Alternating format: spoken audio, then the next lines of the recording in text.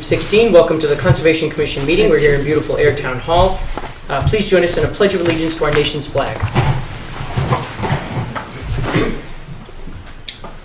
I pledge allegiance to the flag of the United States of America and to the republic for which it stands, one nation, under God, indivisible, with liberty and justice for all.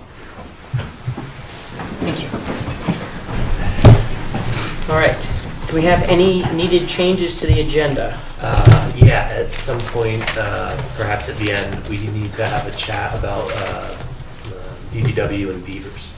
Okay. Got a couple of emails that I got from Mark that we need to discuss. That he didn't share with me? Right. Great. Why don't we take them up with the Board of Selectmen?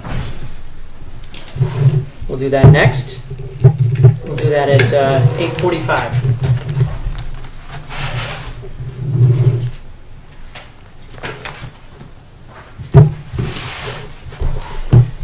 Any other horrible things?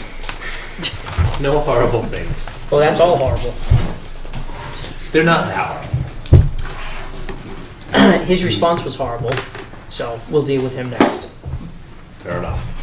Any other agenda changes? Nope. I would accept a motion to approve the agenda as addended, or amended in this case. Second. All in favor say aye. Aye. Aye. Do we have the meeting minutes from the last meeting? Anyone have any changes to the meeting minutes from the last meeting? What was the date on those? 3/24. A very long time ago, it seems. 3 glorious weeks.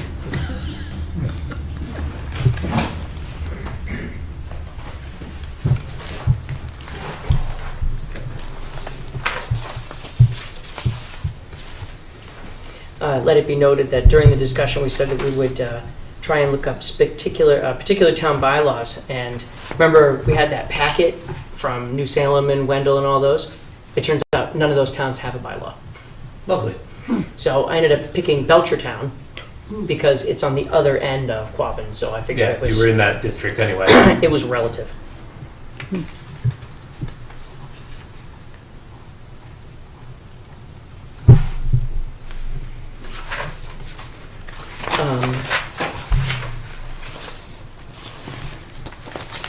Do you have anything on here?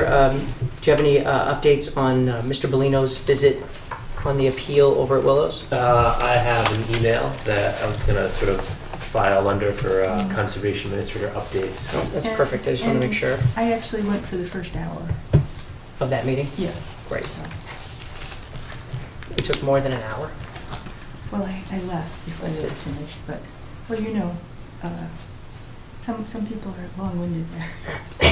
So, And I'm assuming that besides the it's your fault about the beavers, there's more to discuss about them?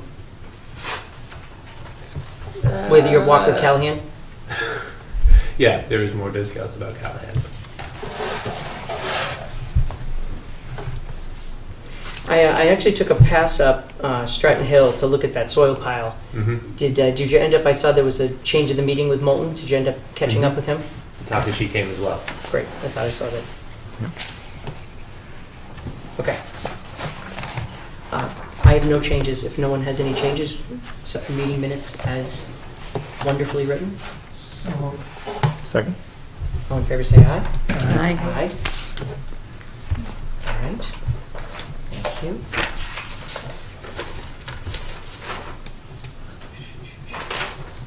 So we have a bill for from the Sun for the Keolis and Pan Am Railways. Did we get their checks? Mm-hmm.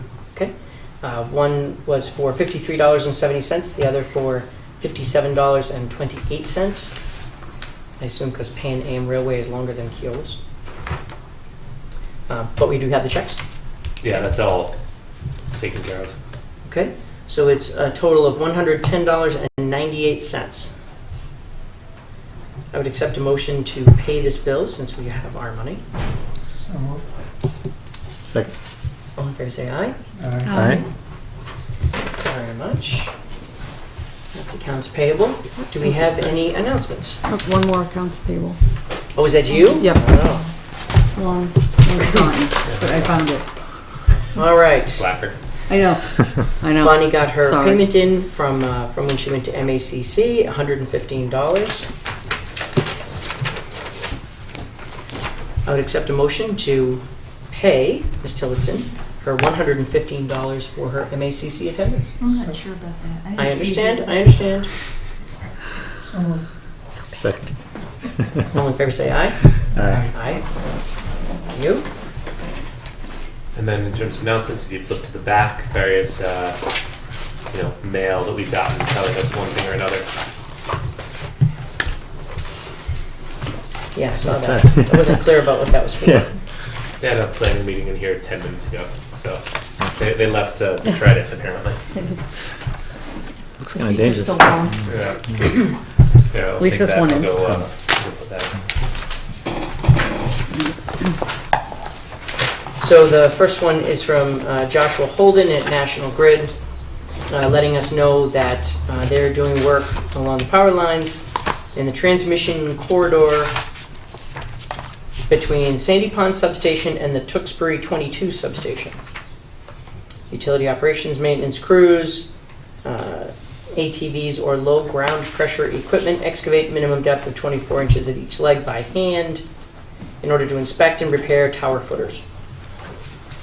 So that explains the mats that are in place over there on Groton Harbour. Washington. Yeah. Yeah, where Washington runs into Groton Harbor.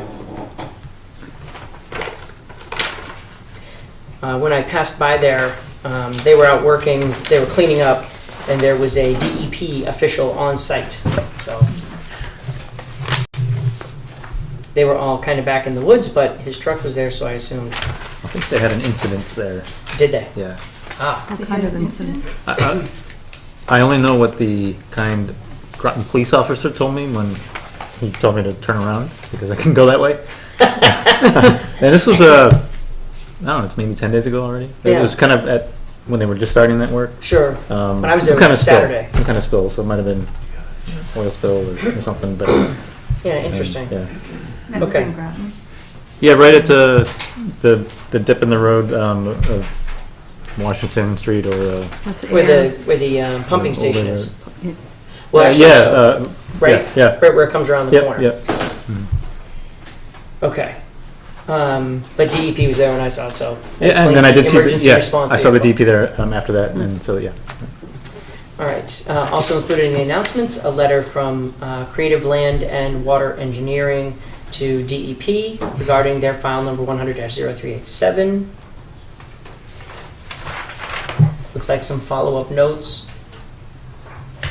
I saw his email. He sent this to Joe Bellino at midnight. Can I just add one comment that I did learn there? You know, they, when we did the amendment to the order of conditions, and then the DEP came back and said, no, you have to file a new notice of intent. Joe said, Well, we talked about it. yeah. This is the you response. can't have an amendment to an order of conditions that has more impact on the resource area.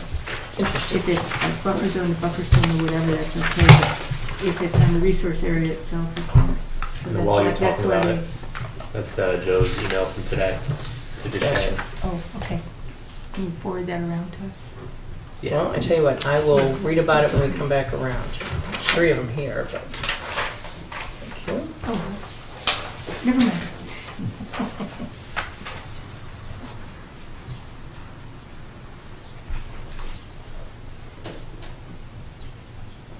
Okay, so during the walk on the 8th, documented today, the 14th, it says, thank you for partially responding to my verbal request for additional information. Still waiting for an updated as-built-like plan for the current layout of all units. Identify all lots that have not yet been developed where future development is proposed.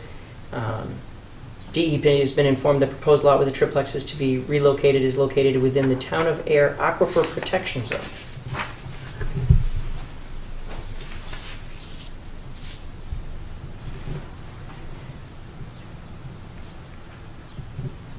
Never came up once. No. And I don't know how it would be. So the question is. How would that one unit, Yeah. But how would, who, the question is who informed? Where'd they get that from? right, well, I guess the real question is, how could that one unit the farthest away from the air wells be the one unit that's in the aquifer protection zone. Takashi, what are you seeing? Does it look like it lines up? I'm still trying to get my bearings here. So, Okay, it wasn't open. All right, so here's Bennett's Brook, so keep coming along. So,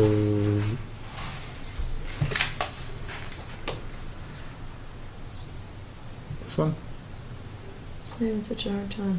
This is Willow Road. I think, okay, so this is, This is Central Studio, yeah, so here it is, So, right? So over yeah. here, so it's right,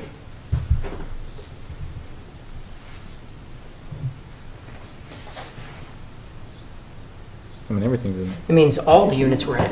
It literally circles the area. Yeah. Interesting. They're all in there. Well, not all, but a Well- large fraction of them. Based on this, the only ones that wouldn't be were the ones that are up on the hill Top of the hill, area. Everything else would be in it. yeah, Right. Interesting. So these maps are from Mark. These are DEP crafted, and you can see on the date at the bottom that their GIS person put these together in December. And before I started making you guys some, I checked with them to see what they had. So that is definitely interesting. Yeah, so this is apparently new information to, it's been out there, but nobody knew about it.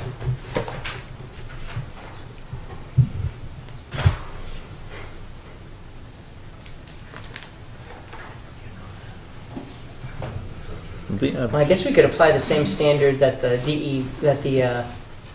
EPA did when they told us to back off on the parking area next to the railway back in 2008, when they said that our wells didn't matter. Interesting. By the way, the other thing that Joe had kept mentioning while I was there was that they weren't happy that no mitigation work had been completed on those. And I said that we were reviewing that policy, that you had been bringing that up as well. And when we did the order of conditions for this new triplex, we included a timeline. It had to be done this fall, so that was something we were changing. So, but that's a point DEP is looking at these days, I guess. Well, that's a good thing to be looking at. I mean, because it stops the whole argument in the beginning, everybody wants to go as fast as they can, and it doesn't always happen that way. All right. So it sounds like that's good that he's replied. We're at 7:15, so we'll dig into this FEMA letter after. Why don't we, 7:15, citizen concerns? Was there someone specific who had something to say? It was kind of a placeholder. I've gotten a handful of phone calls this week from several folks, and I'm assuming yeah.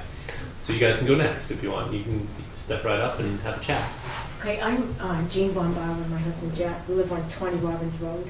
Good evening. And Can you spell your last name, please? Von Bar, B-O-M, You can sit down if you want. B-A-R-A. Okay. Your husband can come up too. We've got extra chairs. They're showing up mine. He's going to support me though. Well, we have a concern because right in back of our house, if you ever want to take a ride up there, there's a lot of water. And the beavers have dammed the whole area. I have photos of everything. And the water, it's just making the water huge and bigger, and it's getting closer to our foundation. So I'm sorry, Robinson Road, this is Bennett's Brook. Yeah, Correct. And we were at your house in 2 2013. years ago. Yes. Yeah. But I it's remember. like, it's not getting better, it's getting worse, Yeah. because Okay. the water's coming up. The water's right here, our foundation is here, but there's a better picture here. And there's the water. Sure. This is like our patio, but the house is, the foundation's right here. And it's not getting any better, it's getting worse. So if I remember, when we were there, I can't recall what Mike was talking about at the time. So you remember we came with Mike Callahan from the Beaver Company out in Western Mass, Correct. Central Mass. I was there when he came. That's right. He said that there was no more vegetation or food for the beaver, and they have vacated the premises. Right. But they're back. That's what, you know what I mean? So they're bringing in food. So, What Take happens is, heavy downpour, the Mhm. rain, the water will go over the dam, but the beaver, they keep raising, you know what I'm Sure. saying? so, I mean, there's no imminent danger today, but we're talking, it could be a potential danger in the future. no, and I remember it was at least a couple of feet lower, right, than it looks like it is in the photos today. Well, it was maybe lower in the summertime? Yeah, we were there in September, Yeah, September 7th. yeah. So I had to look all this up You just have a good recently. memory. No, someone asked us if we had had a plan for another area, and so I looked it all up, and it was September 7th, 2013. But So, I'm wondering, it keeps getting worse. Is there anything that we can do? well, so you just had Mike out the other day. Yep, and I pointed out to him on the map, and he remembered as well. And the conversation I had with you, I think I remember asking about the property lines, Right. and if you figured out where those were and where the water was in relation to the property lines. Well, we don't own the parcel next to our house. Right. That's The other 22 house Robbins does, Road. But Right. we're right, our parcel Uh, doesn't yeah. go in there. I guess you could say technically, the dam would line up with 22 Robbins Road, Okay, but Bennett's Brook is owned by the town. well, we'd have to double check all of that. I'm Yeah. not sure, just because we need to check the Right. assessor's map. Yeah, So if this was your house and this was the water behind you, right. if I remember correctly, came over this way and you're right, there was the buildup of material and the dam was in the back. So we Correct. couldn't walk out to it easily. Right, Right. So how much of that area do you think you and your neighbor might own? About how far back from the houses? Any field? From the edge, maybe only about 20, 25 feet, maybe Yeah. partial portion of the dam would be on our property. Okay. Actually, not ours, it'd be our neighbor's number More. 22. Sure. Okay. But they don't have water in their backyard. Oh, no, I'm just trying to establish, because obviously we don't want to trespass. And so if you remember correctly, we came on your property because you had let Becky know at the Correct, time. yes. And so we came out with Mike to take a peek at it. And I don't know if you're aware of it, there's Yeah. another dam That. Yeah. Oh, I could- further And down, then the just pond is prior on to the, that. going under Route 2A. Okay. It's That's the in little Rome. knives. Okay. I went Oh, to yeah, mention yeah, that yes, on it, yes. too, and- I see it every single Oh, day. you do, okay. you Yeah, do- Yeah, I see it when I that's- come back home. It's pretty high, and it's Yeah, kind of dammed there too. Right. So I don't see the water flowing away. Just seems to like stop right there. Another beaver deceiver, maybe? Well, so that area over there, I'm not actually even sure if that's still Ayer. Well, it's on the I'm just Littleton gonna line. join it's close, it could go either way, Right I'm on not sure, yeah. Yeah, it's right on Where the, that culvert goes under. oh Littleton boy, Road. so this It's is, very close. this is the map. And you can see the red road, there's the stream, and the red road, the stream, and the Littleton Air line all meet. Yeah, it's very, So you the get cusp there, right yeah. about that. Right, little tricky as to what's what. I wanted to see if I can find the minutes from that, to see what, I hate this. Totally freaking me out. So Bill, do you happen to know who owns those large parcels along the? No, and at the time, so what we did was, as part of our walk that day, and I hope you feel like it was appropriate, we said Yes, that absolutely. there was no imminent threat and that the Right. vegetation, it was actually really cleared out. Mhm. And there was no sign of beaver activity at the time. Correct. And so we said, well, obviously something to keep an eye on, but no real problem today. And so that was, again, 2 years ago when we walked it. So if the beavers have come back and the dams have reinstated and the beavers are back doing their business, then the right thing to do would be to have Mike take a walk down through there and take a look and see if it's a viable area. In the back of my mind, I'm thinking that there wasn't a great difference behind your house. So in other words, the way that a beaver deceiver works is that I have water up here, a dam, and then water down here, and I put the beaver deceiver in to bring the water down to a level that works, but if I remember correctly, where the dam was, I thought the water was pretty level on both sides. Right now it is, correct. So Because a beaver you know- deceiver doesn't work in those Oh, that's situations. what you mean. So in other words, Yeah. the beaver deceiver is designed to allow water out from behind the dam without alerting the beavers to the fact that there's a I change. understand, right, So if there isn't an elevation difference, we don't have anything to go off of. right. So then the next question would be, as I work my way down the stream, as I go down Bennett's Brook, is there another beaver dam that's causing that effect? So potentially the one at the road there, excuse me, just as you come around the corner, Correct. that could be holding it back up from there. So that will be something for us to look into, and I can't imagine that the folks in Littleton would have a big problem with us putting a beaver deceiver in there. The only thing that I'd absolutely want to make sure we had is Mass Highway involved.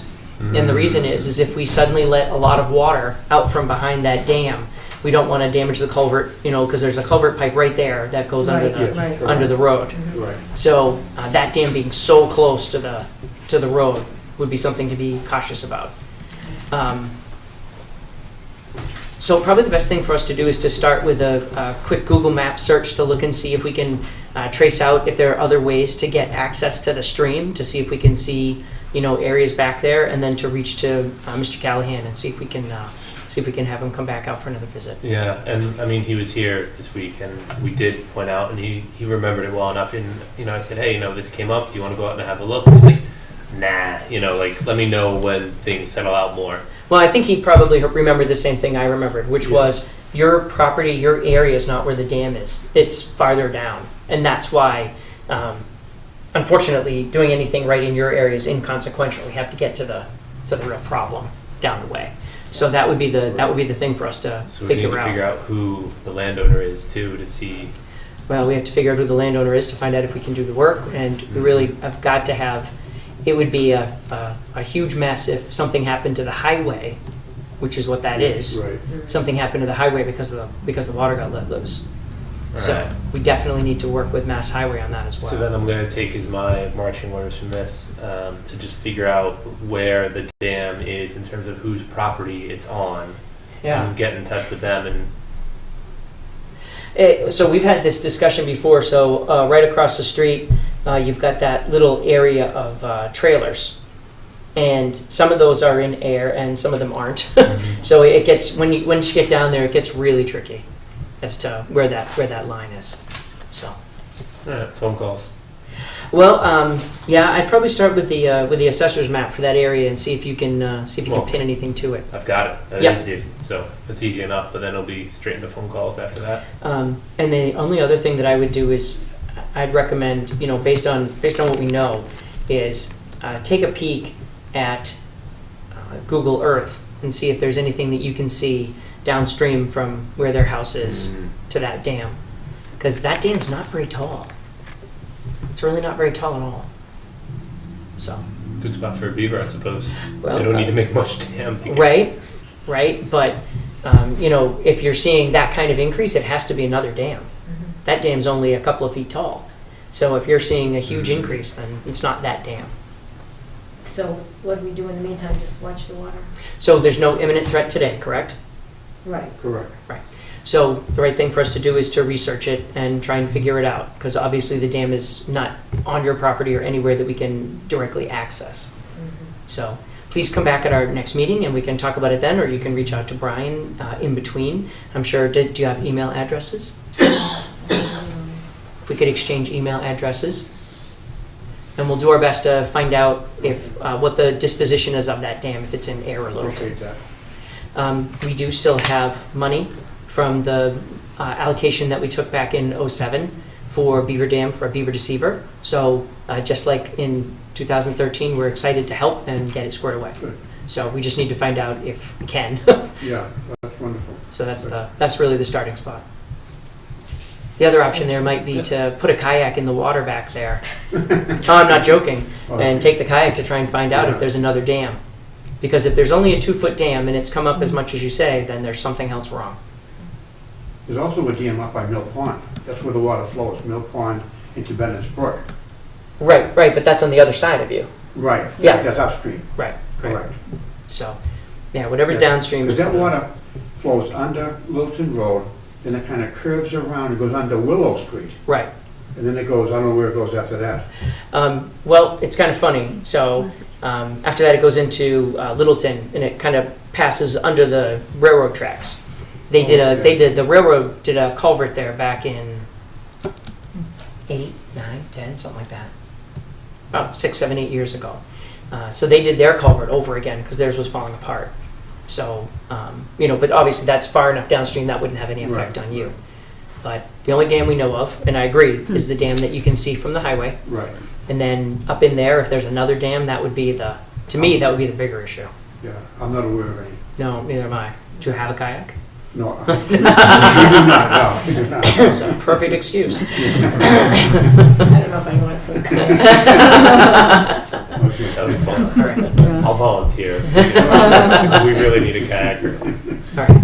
We'll do our research and hope to see you at our next meeting or pass back and forth some information by email. Okay, thank you. Yeah, right. I got one too. I got Thank you three. very much. Thank you very much, thank Have a you. nice Can night. I just offer one more suggestion? Maybe you want to stake it and mark the line where the water level is now. So if it does happen to rise, at least you know how Okay, much it does rise. Have a like, benchmark. Yeah, Yeah. benchmark. Okay. It does get As of tricky. now. Yes. Yeah, But- 'cause it's hard to tell sometimes. Yeah. And I certainly don't mean to minimize your concerns. I do remember, though, that it was pretty far down from the foundation at the time.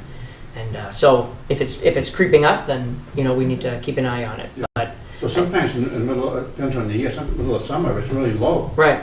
Well, Yeah. sure. naturally, I mean. Well, that was why we had hoped. Remember, when we came in September, we had figured, we had rain, and we thought, things would be up, and we'd get a real good picture of it. Well, So, spring's usually the worst part. Of course. Most naturally, though we didn't have any snow this year so Yeah. far. Any day now. Yeah, Okay. okay. Thank you so very much. you. Thank you. Take care. Come on down. All right.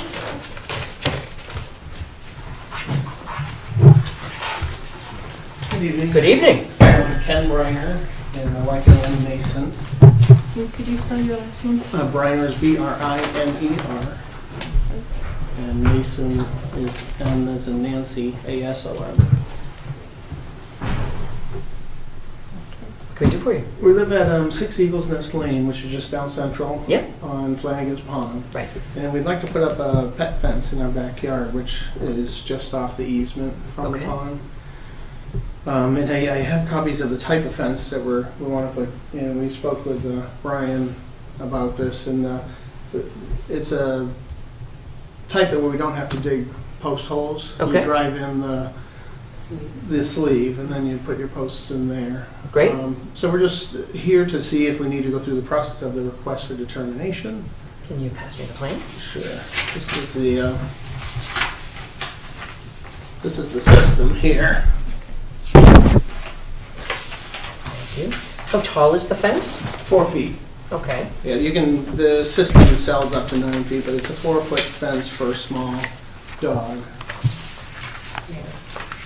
And it's made of polypropylene, the fence itself.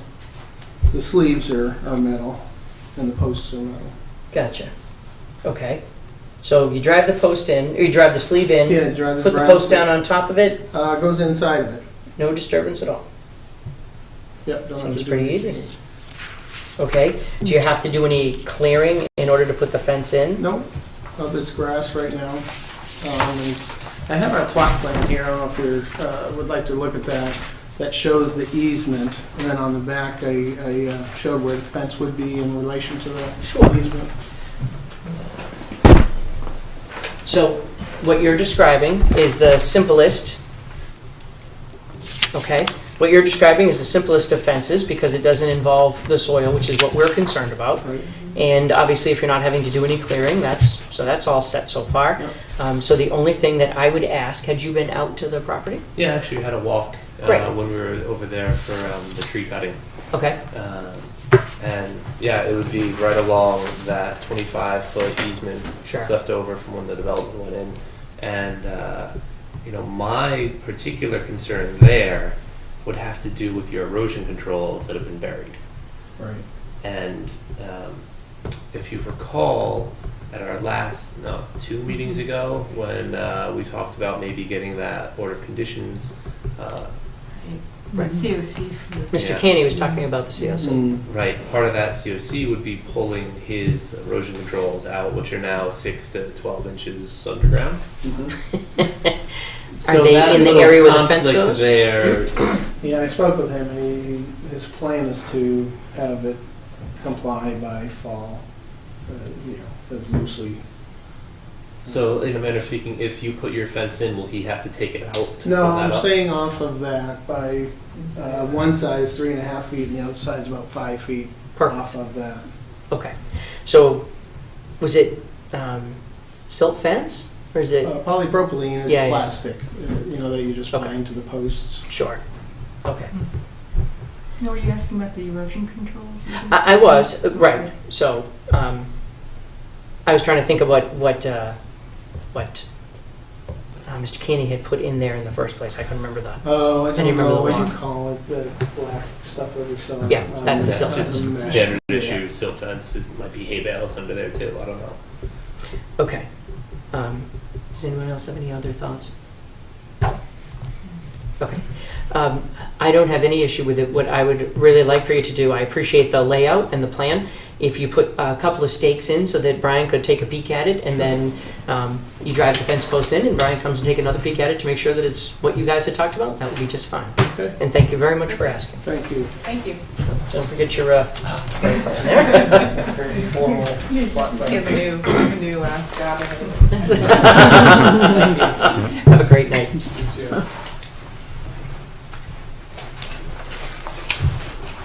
All right. Are you folks here for citizen concerns? Here to support Steve? That's good thinking. No, that's good thinking. Or otherwise. Correct them. So here's the annual trip. Good evening, Steve. I am Steve Smith. Hi, Steve and Bonnie Tillotson. Nice to meet you. Nice to meet you too. I know everybody else. You haven't met you. We met by email. Do you have copies? No.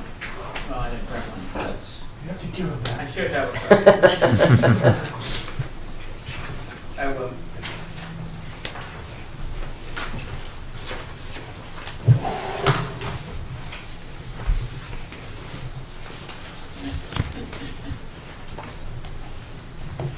If there's more than you need, give them back to me, please.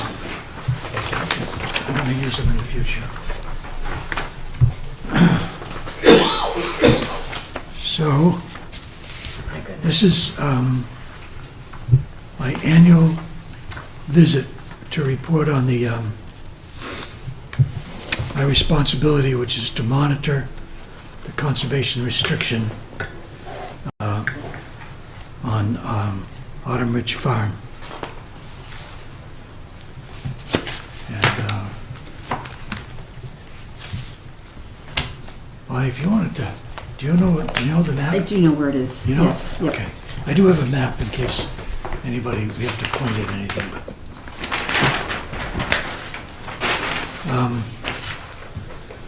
So this year,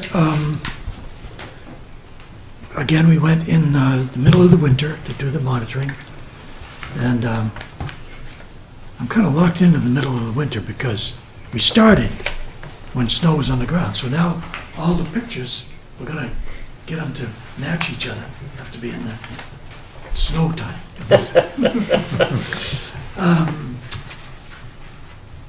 Anyway,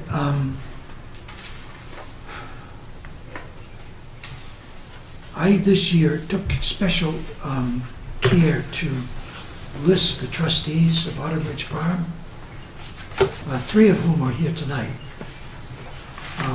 Peg Pfeiffer, the chair, is here, and John Cadigan, the vice chair, is here, and Chuck Francis, secretary, is here. I also asked them to give me the correct address of the management company for the Autumn Ridge Farm. So that's Evergreen Management. It's got an address and a telephone and a contact, just in case. That was something I should have been doing, but I wasn't that careful with it. I read up my responsibilities.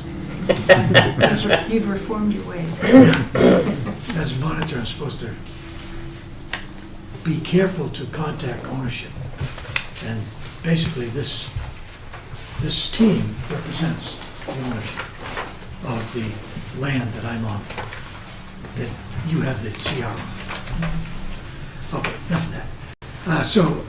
I'm gonna go down the list of items, just picking out a few to look at or to mention. Number one, there was minor camper activity noted on Autumn Ridge land during 2016. An apparently homeless man was observed looking at the trash bins in the village. And a beginning lean-to was in a destroyed status, and some plastic and hoses were hauled out from the Deer Run Trail. All the signs were still up at that squatter site on Alides Right. land, but it looked like this individual was messing around. Now, I wanted to ask you all if you were aware of the tarp lean-to on Pine Meadow Pond. Mhm. I am. Where's- I was. I don't So think it's it's not there anymore. Did any of you pick it up, take it away? No. No. I didn't. Where was it? You know, after you leave the Groton Harbor trailhead, you come to the signpost where it says Oh, pond, you go down pond, the bridge, yeah. go down to the pond. That's the one I You, showed pictures yeah, of, you know, too. yeah. That's not there anymore, so I don't know. I know. Yeah. So I don't know who cleaned it up. I thought maybe I'd find out I tonight. wonder if the police did. Yeah, Yeah, could I be. actually took the photos to the police, Yeah. because you said to. Yeah. so. Could have been. So I think those two things are connected. Hmm. That camp, which I think was more permanent, and the Deer Run Trail stuff and the sighting at Autumn Ridge. But nothing further, we don't know anything further unless you do. Oh, the unit owner called me and I had them call the police. Sure. I think the person was gone by the time the police arrived, so I never heard anything else. Okay, But no trouble. just junk, we had to clean up Well, some he junk. got to the garbage cans after they were emptied. So, timing was bad. I was just gonna say, he's very unlucky. Okay, number two, the Upper Beaver Dam, which backs up Rock Meadow Pond, appears to be in good shape. No damage was observed, and the beavers did the annual maintenance. How was our deceiver working? Right, and I forgot to mention that in writing, but it seems to be working well. Great. And I've checked it in the last 2 weeks, and the level of the pond is not where it previously was Beautiful. in earlier years. Great news. It's staying down. Yep. So that beaver deceiver seems to be working. Wonderful. I don't know if you've noticed, but the lower Beaver Dam, which is closer to the big trail junction, Oh, boy. is being built up. And the lower pond the water is rising, which I'm happy about because it's a beautiful duck habitat and there used to be lots So of when ducks. when we had the last problem, did the upper dam go and the lower dam, or just Yeah. the lower dam? The big one that we put the deceiver on, that went, and then the. And that would have washed out the other one, and that's what washed out Yeah. Oak Ridge Drive. Right. Okay. Yeah. Okay. So at least we're holding back the most of it, but if it continues to build up in the lower pond, we'll probably have to do the same thing. Yeah, maybe. It's not as big. Hasn't The impacted acre feet the of trail. water is much less than in Rock Meadow. No, sure, but it would just be terrible to have ruin the road again out at Oak Ridge like it did the last time with all that influx of water. I don't think that one would have enough that it could. That's my opinion. Yeah. Right. But if it gets high enough, it does potentially impact just the trail. trail. So Yeah. that's And it becomes a safety issue for people climbing, and unless we put a bridge over that area, right. right? Because right now you step across the stones. Stones. Right, yeah, Be a bad place to get stuck. yeah. Stuck. You wouldn't be stuck for long. Very unlucky. That moment Number of time. 3, at Smith Pond, beavers are not so welcome. And in 2015, the pond level raised again, and this spring it's raised even further. We did have a preliminary plan to do a beaver deceiver ourselves last spring, and we gave up on that for reasons of too much risk for us volunteers Huh. to do it.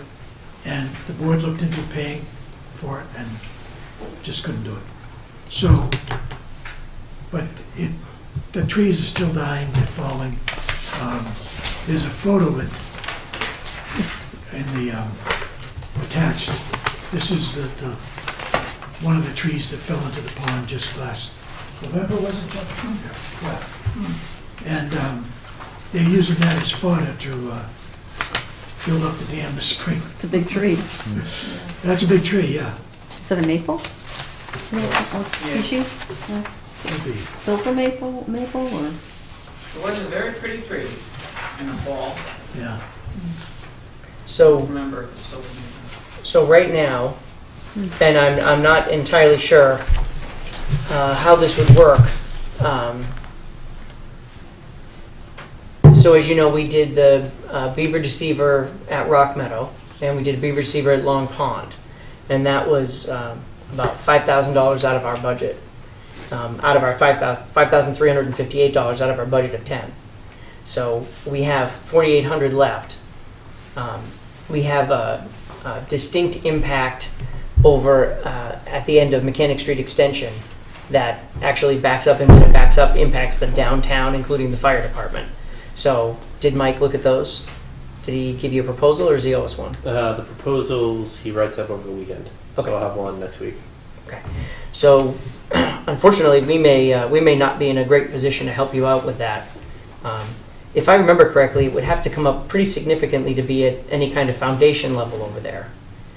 Do you have any feel for about where you are? Are any of the houses in imminent danger? No. I didn't recall But that.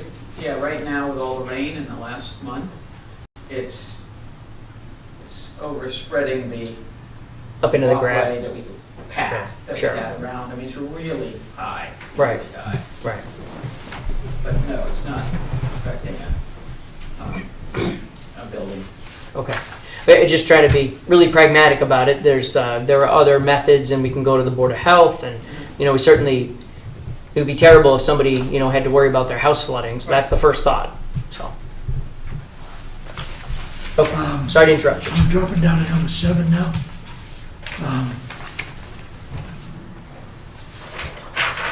The trail work on Autumn Ridge Trails is done by a resident crew, a very responsive and good crew. Chuck Francis, who was here tonight, has replaced Sandy Jones as the head of that crew. Sandy and Bill have moved to Cape Cod. Oh, how nice. And spring cleanup was done last May and again in November. And we did some chainsaw work too in November. Goals, there's a list of goals that have been listed by Ayer board for trail improvements, including a kiosk in the future. I Well, want you to have a ask, sign at the head of your trail there. excuse me? You do have a sign at the head of the trail. Yeah, it's a Yeah. simple sign that says Right. walking trails. Right. Is that where They the really- kiosk would go? Hmm? Is that where the kiosk would go, or yeah? Now, I want to ask if we can offer the kiosk that we have in my garage, which was Patrick's creation with town money, and we used, he did 2. And we put one up at Groton Harvard Road, Right. and it's a nice one. And then we used what was there and did a nice one at Oak Ridge Drive. Right. But I still have the materials for another one. So I don't remember what the funding source was. Do you? Town meeting. Hmm? Town meeting. No, right, but I don't remember what was the article for the kiosk for one location, or was it for multiple locations? Good question. I just don't remember. Oak Ridge Trailhead wasn't even existing when that money was raised. No, absolutely wasn't. Well, that was why we just moved the other one over there. Well, probably the right thing to do is so we don't get in trouble, right? To just validate that the original funding was specifically for trailhead kiosks, because in that case it would be flexible as to where they went. The idea would be to allow folks to know they were at a trailhead, and in that case, as long as they're not specifically mentioned, I don't see any reason not to put one there. The trails all interconnect after all. It's not on town land, All right. which is the only concern I have. But it is, That's been the continuing concern. right, but it is on the easement, right? It is on Is the that- CR easement, yeah. So if it's on the CR, it's effectively controlled by the town. But it's not public land, it's not publicly accessible. No, I guess that's true. Yeah, that part of the trail system is not publicly accessible. What if we took the one in your garage, you put it down on Oak Ridge, and took the one on Oak Ridge, and gave it to you? Thought of that too. Wow. That would be a shell game, but an effective one. It's a heck of a lot more work, but still, we could do Well- that. How is the kiosk anchored to the posts? Is it screwed and bolted, or is it? The one on Oak Ridge? Yeah, Yeah, it's just screws and bolts. It moved easy. post set in concrete or in stone? Dirt. Oy. All right. So we'd want to fix that anyway. I don't see any reason not to do that. Anybody see any reason not to do that? Assemble a crew. Assemble a crew. Good idea. So we're gonna put the second Public money kiosk. public one at Oak Ridge Drive. Right, and use the And one that was offer the originally other done one. by the Boy Scouts, which is therefore not public money, could be reused over your side. Okay. And then I have to discuss with you whether you want it or not. Sure. We have a meeting, And we have a meeting coming up. we have a meeting in 20th, I think. Yeah, 20. I was going to say in about 20 minutes, right? Just right down the street. Race drive. So we'll figure that out. But that is a solution, and it does make some sense. You bring up all the issues. Okay. I'm gonna- He's got a memory like an elf. Almost as good as yours. Oh, hey. Mine gets worse by the day. Okay, number 10, I'm going to number 10. The Smith family has sold their Groton lot. Yeah. And you'll notice there's equipment on that lot now. It's the buyer was Forest River Builders. And Phil Demore is the owner, and he's going to build one house. This lot abuts Autumn Ridge Farm land, right on the Ayer Groton town line. So,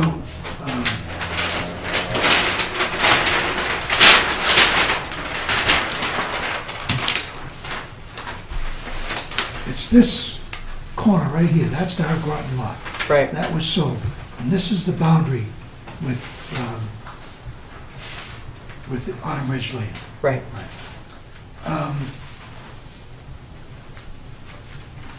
The house is under construction. Silt fences will be needed on the ARF border to limit soil runoff into the swale that leads to Farnsworth Brook and Smith Pond. Right. The Groton Stormwater Committee specified this in their permit, that there would be silt fences. However, now I have to have a disclaimer here, because for a period of time I was in conflict, right? My job as representing my brother and sister selling the lot was in conflict with my job representing you and Autumn Ridge okay.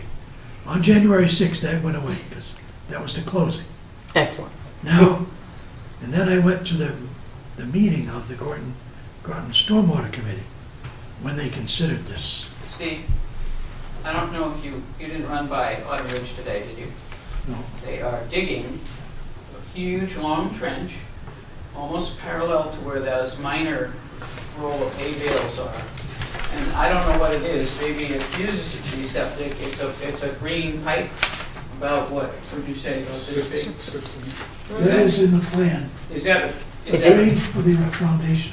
a drain for the foundation? Yeah. Okay, Yeah. so they haven't done anything more than on silt Huh. fences? Green for the foundation, water. Grant? There's a drain. It was on the plan that was. Do you have a plan handy of what they're? So, if I were going to build a house like that, they're not going to be able to extend off of their land with any kind of drain, right? So, do they have It's into a French drain? Or? dry well kind of thing. Sure. Okay. Well, that would make sense then. So, normally when you do foundation drains, they use the inexpensive black pipe, wrap it in fabric, and stone it. But if you were going to run it for a long period of time, if it was going a distance, you'd run the green pipe because it wouldn't crush. So, So this picture is not a good picture, but it's the last picture in your attachment. That little dinky, what do they call those, worm hay things? we're going to now. It's the, right out of my head. Mine too. A waddle. Thank you very much. The one? A waddle. W-A-D-D-L-E. Okay. So Like there's a penguin one walking. Oh, TTLE, sorry, I was thinking that TTLE? like a penguin walking is Going back and D's. forth, yes. Right. So this is supposed to be compliant with the stormwater committee. But- Well, based on the level of the lot, it's probably pretty effective. Well, only they're gonna because make a there's- huge excavation here for a very big septic. Sure, Thank you. sure, but it's not downhill. Yeah, it is. It's pretty level. No, it's downhill. This is downhill into this swale here. Hmm. The Yeah. snow covers the downhill, Steve. I think the snow's covering Yeah. the downhill. It's not a good picture. But I am gonna request the builder, who is Louis Lund, a good builder, good dirt guy, Mhm. and the builder, I know him well, we have good relations. I'm gonna request that they extend that around when they do the septic, Sure. so we don't have any kind of silt. Tell them it's easier to do that now than clean up after, and the Conservation Commission is very difficult. I go by there every Saturday on the way to the library, so it won't be missed. Yeah. Mr. Cadigan? So- Quick question, I don't know who can answer. This green pipe, is there a setback requirement about how close it can come to the edge of their property? Yes, and it was complied with. Yeah. Okay. Yeah, it went round and round with the Groton Conservation Commission and what's the nice fellow's name in the show that's loved, so, Ira Grossman. what's, Ira Grossman. yeah, Ira made quite a issue, made sure that the Conservation Commission had their dibs, if they should have their dibs, and requested 2 relooks at the wetlands. You know, when Otter Ridge was done, there was a big wetlands evaluation. That showed that the Groton lot, with, as planned, but the house and everything, and the septic, was outside the buffer of the wetland, the swale. And, but he made him do it again. So, I have that too in my papers. But I think the Well- only thing is this silk fence. And I'll take action if I need your help, maybe, because we got an inside to the Groton Town. I was just gonna say, that's not in air, correct? That is correct. So Not it's in- non-jurisdictional for us until the water and mistakes run into Well, air. I think because it's in a butter. Nope. No? So we have to get tough now. Go to the Groton meeting. Yeah. We're more than happy to speak up, but at the end of the day, I would tell you that based upon what I've seen on the lot, my focus would be on the downhill side toward Beverly's house, on that side, more than on the other side. It's Well, very that's- flat up there. Yeah. He'd have But to, the actual contours on this lot go uphill to Dick's house.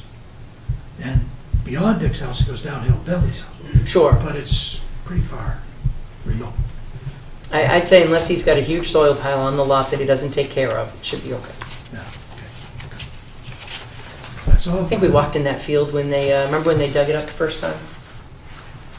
Yeah. So, Should be pretty flat now. Remember, they flattened it all out.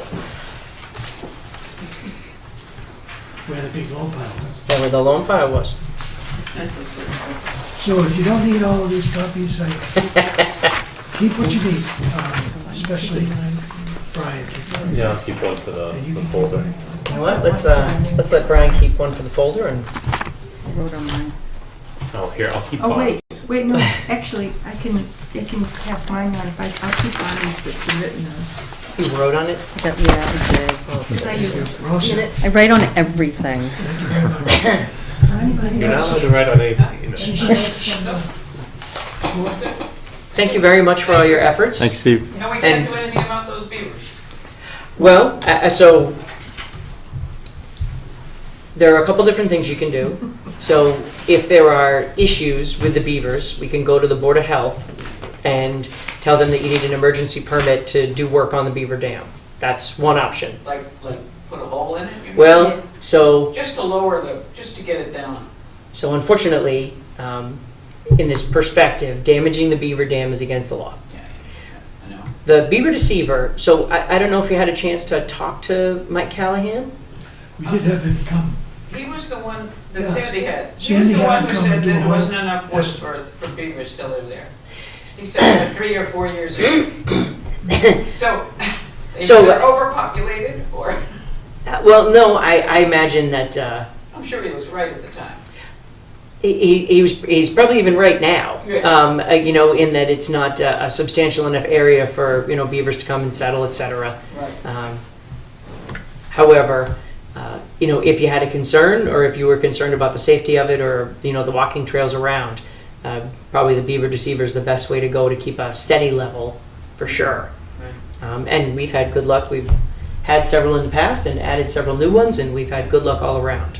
So, One comment that Mike had that might be relevant here, he said that once you've got established beaver, they have an environmental memory, and so if you change the water level too quickly or too much, or even slowly, and it's you go past about a foot, the beavers don't tolerate that well, and so they will find ways to raise the water level Oh, no, back. they've been working They're working on the dam every It rains, the water comes up, it goes around this way, they build that up. Oh, Well, yeah, they're- one comment, that was the comment simply, and that if you want to change the water level permanently in any dramatic way, basically you have to trap them, remove them, and then let the pond be repopulated by somebody new, who then gets used to the beaver, the water at that I level. see, I see. So, context being everything. Right.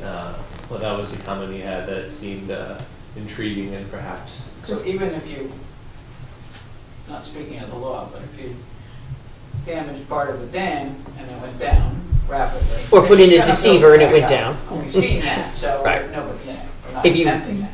Well, so we've, in the past, where we've done the deceivers, we've typically made them so that we're not adjusting the level a great amount. Right.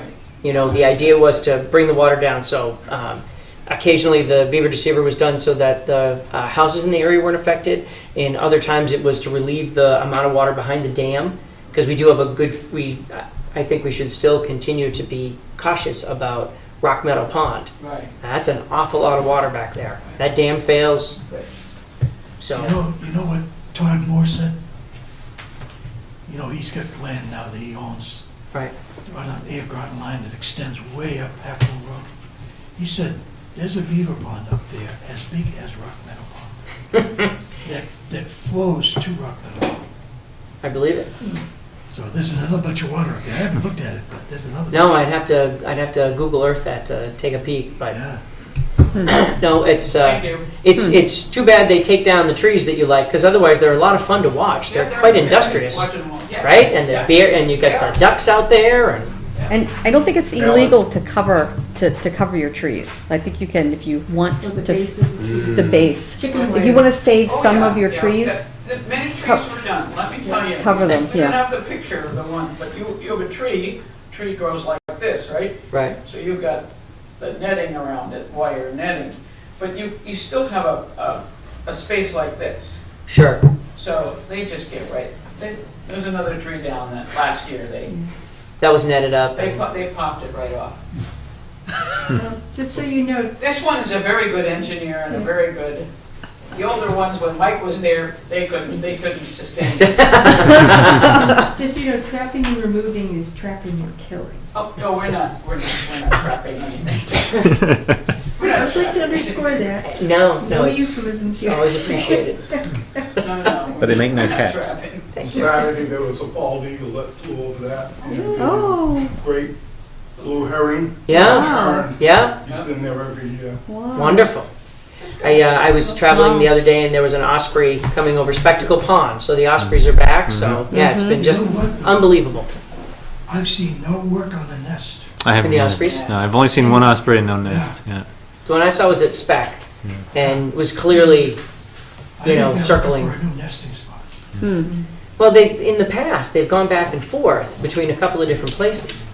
So, that just in itself is interesting. Yeah, it is. But you would figure at this time of year it'd be a little early for them to figure out if there was a good food source in one pond or another. No, I don't know. It's time. Well, I don't know what they look for. Yeah. I don't know if they're looking for larger fish or smaller. They're ready.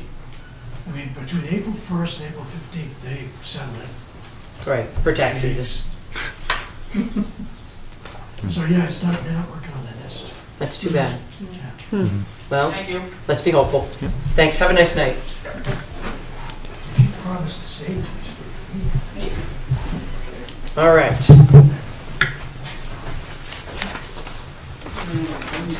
Mr. Mulaney, good evening. Good evening. We see that you are here for a 7:40 public meeting for the request for an amendment to the order of conditions for DEP file number 100-0355, 37 Hemlock Drive. That is correct. Do I have something about that over here? Mm-hmm. It's underneath your schedule. Oh, No. There, in the binder. thank you very much. All right, so let's see, 37 Hemlock, yep, on top. After you, sir. It's fairly straightforward, Mr. Chairman and members of the commission. Rick Roper and I met with you back in January, at which time we discussed amending the order of conditions such that the condition that requires the placement of a fence or row of boulders in the rear yard to mark the limit of the yard be replaced with a condition that would instead require signs. And so at that time, you requested that since Mr. Roper had already conveyed the house to private property owners, that we obtain an affidavit notarized by the homeowner acknowledging the proposed change and their consent to the change. And so we have done that. We have supplied that to you. And we have done the formal process for requesting an amendment to the order, whereby we have sent notification to the abutters that we have made this submittal and that there would be a public meeting to that effect. And we've included a copy of that notice with our submittal, and our certificate of mailing is also included. No one came. And they paid their check for the advertising. Wow, that's Well, 3 they for didn't 3. pay their check. That's a bad turn of phrase. Okay, so the only question I would have, which one was 37 again? 37. As you're coming up off of Littleton Road, that would be the third house on the right. On the right. Okay. So not on the side where we need to do the replication? Correct. The opposite side. Yeah. Okay. All right. Well, does anyone need more information about Mr. Mulaney's request? I'm just curious, how big are the signs? They're 7 by 7 foot. No, Wow. Takashi brought us the spec from Groton. That's a big if I fence. recall. We wanted to get the point across with this one. It's almost as big as a Trump sign. We're not doing that Takashi, what was tonight. the dimension of that sign? Did I give you the round ones? They're 4-inch diameter. Yeah. 4 yeah. inch. I remember. Yeah, they're just round medallion. type Oh, things. medallions, okay. And they're 4-inch because they're intended to be placed on a 4x4 post. Okay, just curious. I don't remember even when it came up, but years ago, family members had a property behind them that had been conservation land, and they didn't know it when they bought the house, and they ended up having to put in posts with the little signs on top, and it was aggravatingly effective. That was the expression I was told. So, I would be planting, something in front of them sure. if I were living there. So, That's so just here's me. where we are. So unless We'll put you on the planning board to keep this up. Unless anyone has any other questions, I would accept a motion to amend the order of conditions to allow for the signs in replacement of the original boulders or fence. So moved. Second. All in favor, say aye. Aye. Mr. Mulaney, thank you very much. That's number 37 DEP file number 100-0355, Thank you. amended for signs.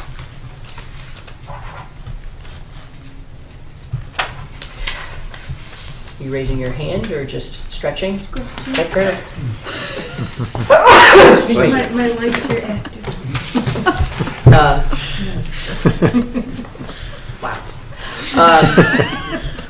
Mr. Mulaney, you're also here for 100-0356, 53 Hemlock Road, request to amend the order of conditions for that property. Which is next door to the lot we just discussed. On the same side of the road and Same side, everything. just a little further from Littleton Road, a little bit up the hill. Same signs, Same size. almost the same neighbors. Yes. Oh, different signature, Maria Fleming signed this one because that's her property. Well, there's that. I printed this same routine, notification to the abutters, payment of the fee for the advertisement in the newspaper. Row of signs, 7 foot by 7 foot. Anyone have any other questions? I would accept a motion to approve the request for the amendment to the order of conditions for 100-0356 to utilize signs in place of boulders or fencing. So, Second. All in favor, say aye. Aye. And I can report regarding the wetlands across the street where some restoration had to occur. Yes. It hasn't occurred yet because weather, obviously, we've had a lot of rain and snow last week. But now that we're finally getting into some dry weather, the next week looks like it's going to be rain-free. We'll be Great. getting underway with that. Thank you very much for letting us know. Please make sure to let Brian know so he can pop by, because he loves that stuff. I also would like to let you know that we're getting ready to file a notice of intent for the modification of Woodland Way in the Pingree Hill development. That's the area that we did in ANRAD about a year and a half ago. Yeah.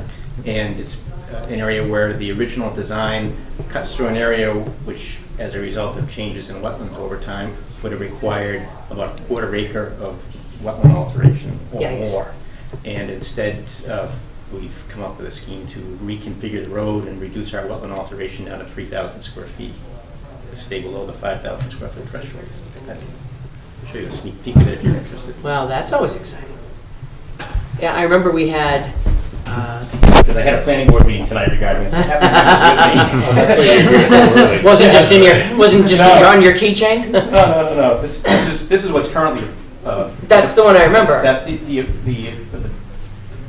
it's still currently approved from the planning board perspective. It had been approved under the original order of conditions for the Right. Roofing Heights subdivision, but that expired and. Well, and it was, if I may, it was different than your original plan. It was a reconfiguration of your original plan, wasn't it? Yeah, well, what happened was the original plan, the lot configuration within the interior of this loop was a little bit different. Right. The road never changed, but the lots were rearranged to try to get as many of them outside of the wetland areas as possible. And even with that, there was still substantial wetland alteration, mostly due to a large crossing of the roadway in this area. Sure.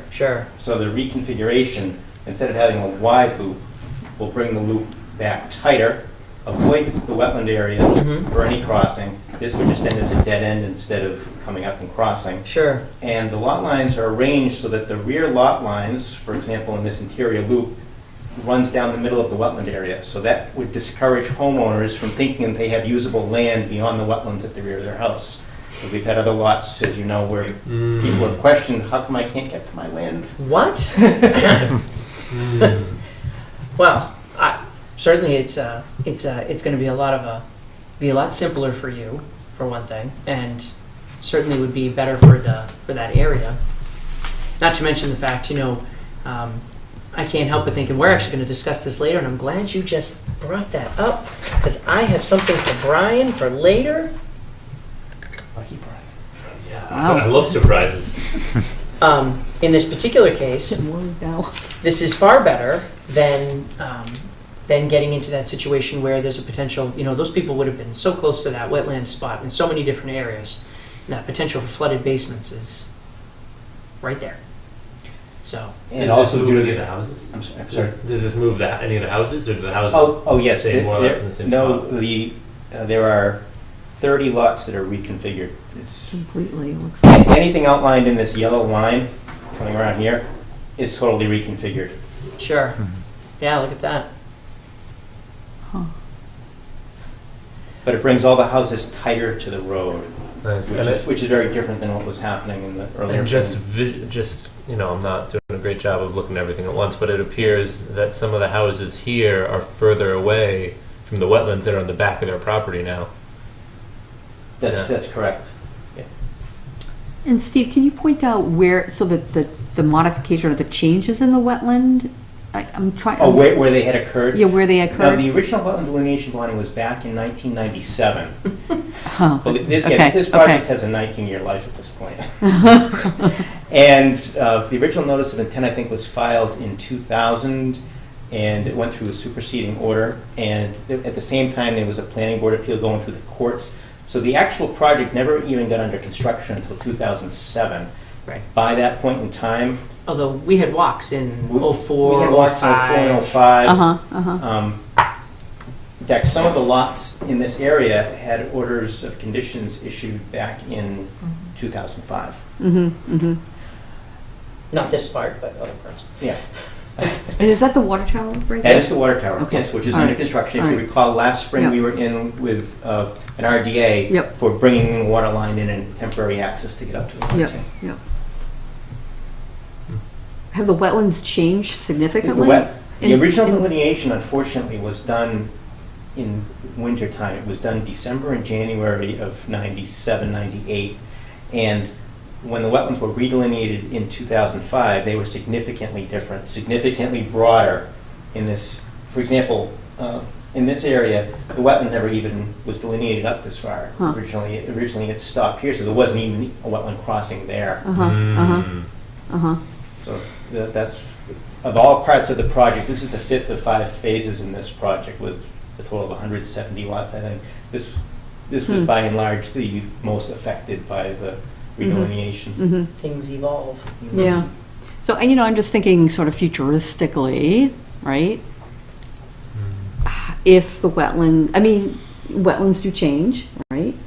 And could you conceive of these wetlands changing significantly more over, say, the next, 25 to 50 years? I don't think so, because once the development is in place and the stormwater controls are in place, you've got homeowner activity occurring on their properties. You heard earlier tonight when people noticed beaver activity Right, or noticed right. water coming up near their Right. foundation. So you can have a lot of people living in the neighborhood being vigilant to make sure that their own personal properties are protected. Right. And another Right. part of it is too, Right. is that when you look at this area, so there's no stream. So Okay. in this particular case, what could happen is the wetlands might change or grow a little bit and change in one direction or another. But a lot of the work you can see all the topo lines. So you're going to have grade changes around the wetland. It's actually everything that goes in will be higher. Yep. So that Yep. you effectively are creating limits, if you will, to where the wetland Right. expands. And the stormwater management. Yeah, and Well, the stormwater management does a huge deal To of holding help it. water that in the past might have helped those wetlands grow. Yep. Now is going to dissipate somewhere else. Right. And that would be right. another one of the big differences Right. between the previous plan and the new plan is the stormwater standards have changed over that period of time as well. We have, our stormwater report is 300 pages at this point because we've got to comply with both state, federal, EPA, Yep. Army Corps requirements, the whole 9 yards. And so making sure we balance everybody's requirements, I think we ended up with 20 stormwater basins, smaller basins distributed throughout the site because you're trying to mimic the stormwater as much as possible with what is occurring now, once you've developed it.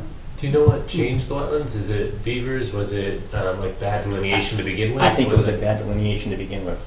Well, and the other part of it is that we've seen areas like that where they just expand. For whatever Just the reason. ebb and flow of the weather. Well, it gets wet at one point, right? And so think about it this way: if an area gets wet and it stays wet, it settles, right? Which is why the soil changes. That's one reason, right? You start to get bright soils, right? Because you wash things out.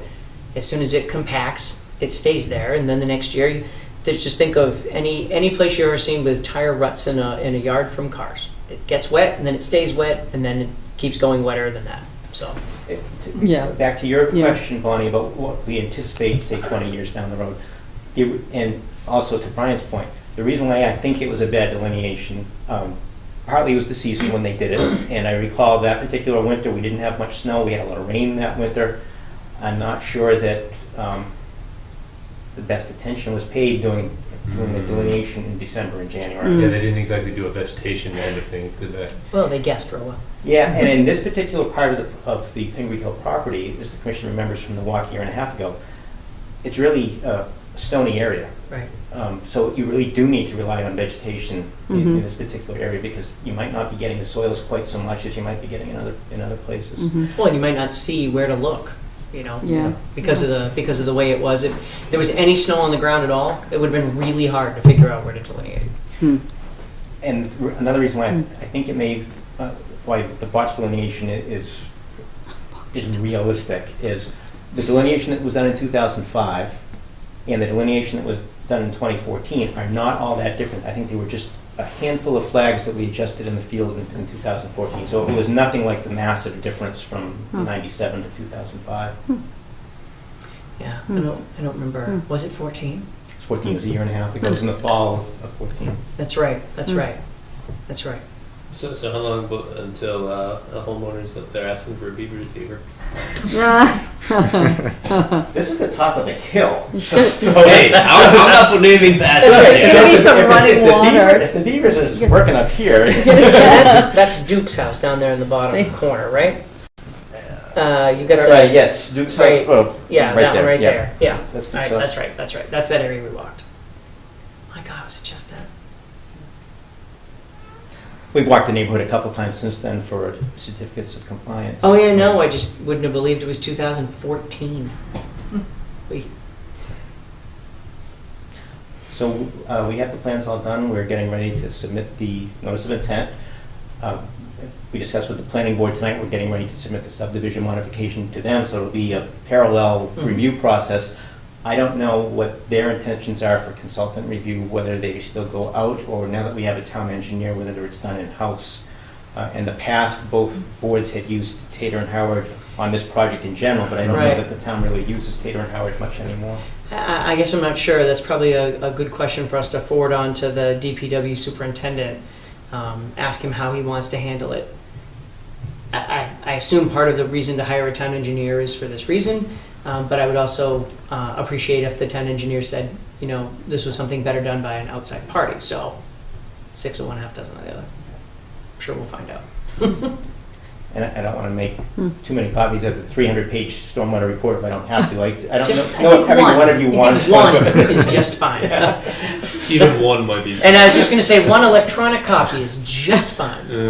I'm happy to oblige. You know what? What Behind we the should scenario. probably do is to introduce the caveat that that electronic copies are just fine, and we have the right within the next 7 years to ask you to print us one out. You know, so. And the plan set is a 28-page plan set. Well, you would hope so. So 11 by I'm 17 happy to is give you just the fine. reduced size. 11 by 17. When are you gonna do that? Probably next week we'll file. All right. Yeah, because we gotta get it to the printer, and they'll have to go knock down some trees to generate the paper. to make all the Absolutely. copies. So we'd probably see you around the 12th then. Yes. Okay. Yeah, I'm gonna just throw out there and just stick to printing the legal bare minimum and send the rest electronically.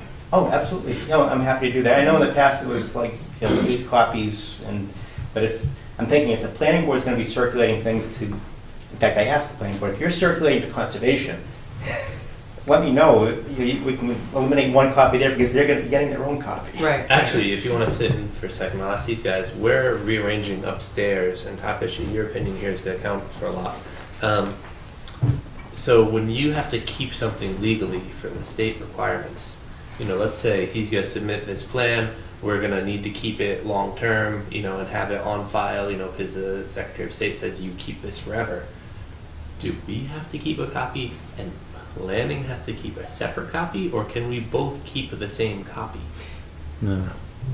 Well, You know, if it's They're the exact same document, rarely are they the same document, though. Right. There's often differences, details that are provided for our plan won't end up on the planning copy and vice versa. Well, or by, most time, planning is going to get more sheets than what they necessarily need to satisfy the notice of intent requirements. And possibly Thank you. different sheets. Right. Probably the best thing, and you know, so I was against it, but Jess thought it was a huge idea to scan everything that we had and store it electronically and get rid of all the paper copies. Right. Just get rid of everything paper in there. But I don't think we actually legally can. Yeah, I no, like- legally it's microfiche. Is at this point, the Microfiche is the standard? yeah. Oh, it's time to get onto the state Yeah. legislators to change that law. That's Well, bad.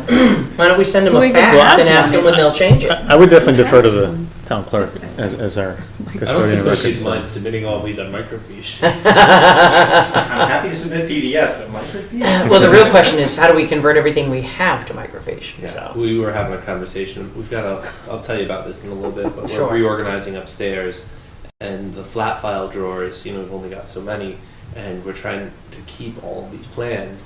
And like the ridge view already, we've got this much. yeah? And I actually did a lot of purging. It's one of each, I think. The versions where I had 6 of everything, I got rid of the other 5. But like that's still. Oh, well, 20 years of Steve's house payments. So, Yeah. yeah. I mean, And both. and both, right? Right? And summer house. Yeah, kids going to college. They go. Yeah. Nantucket trips. Anyway. I only went once.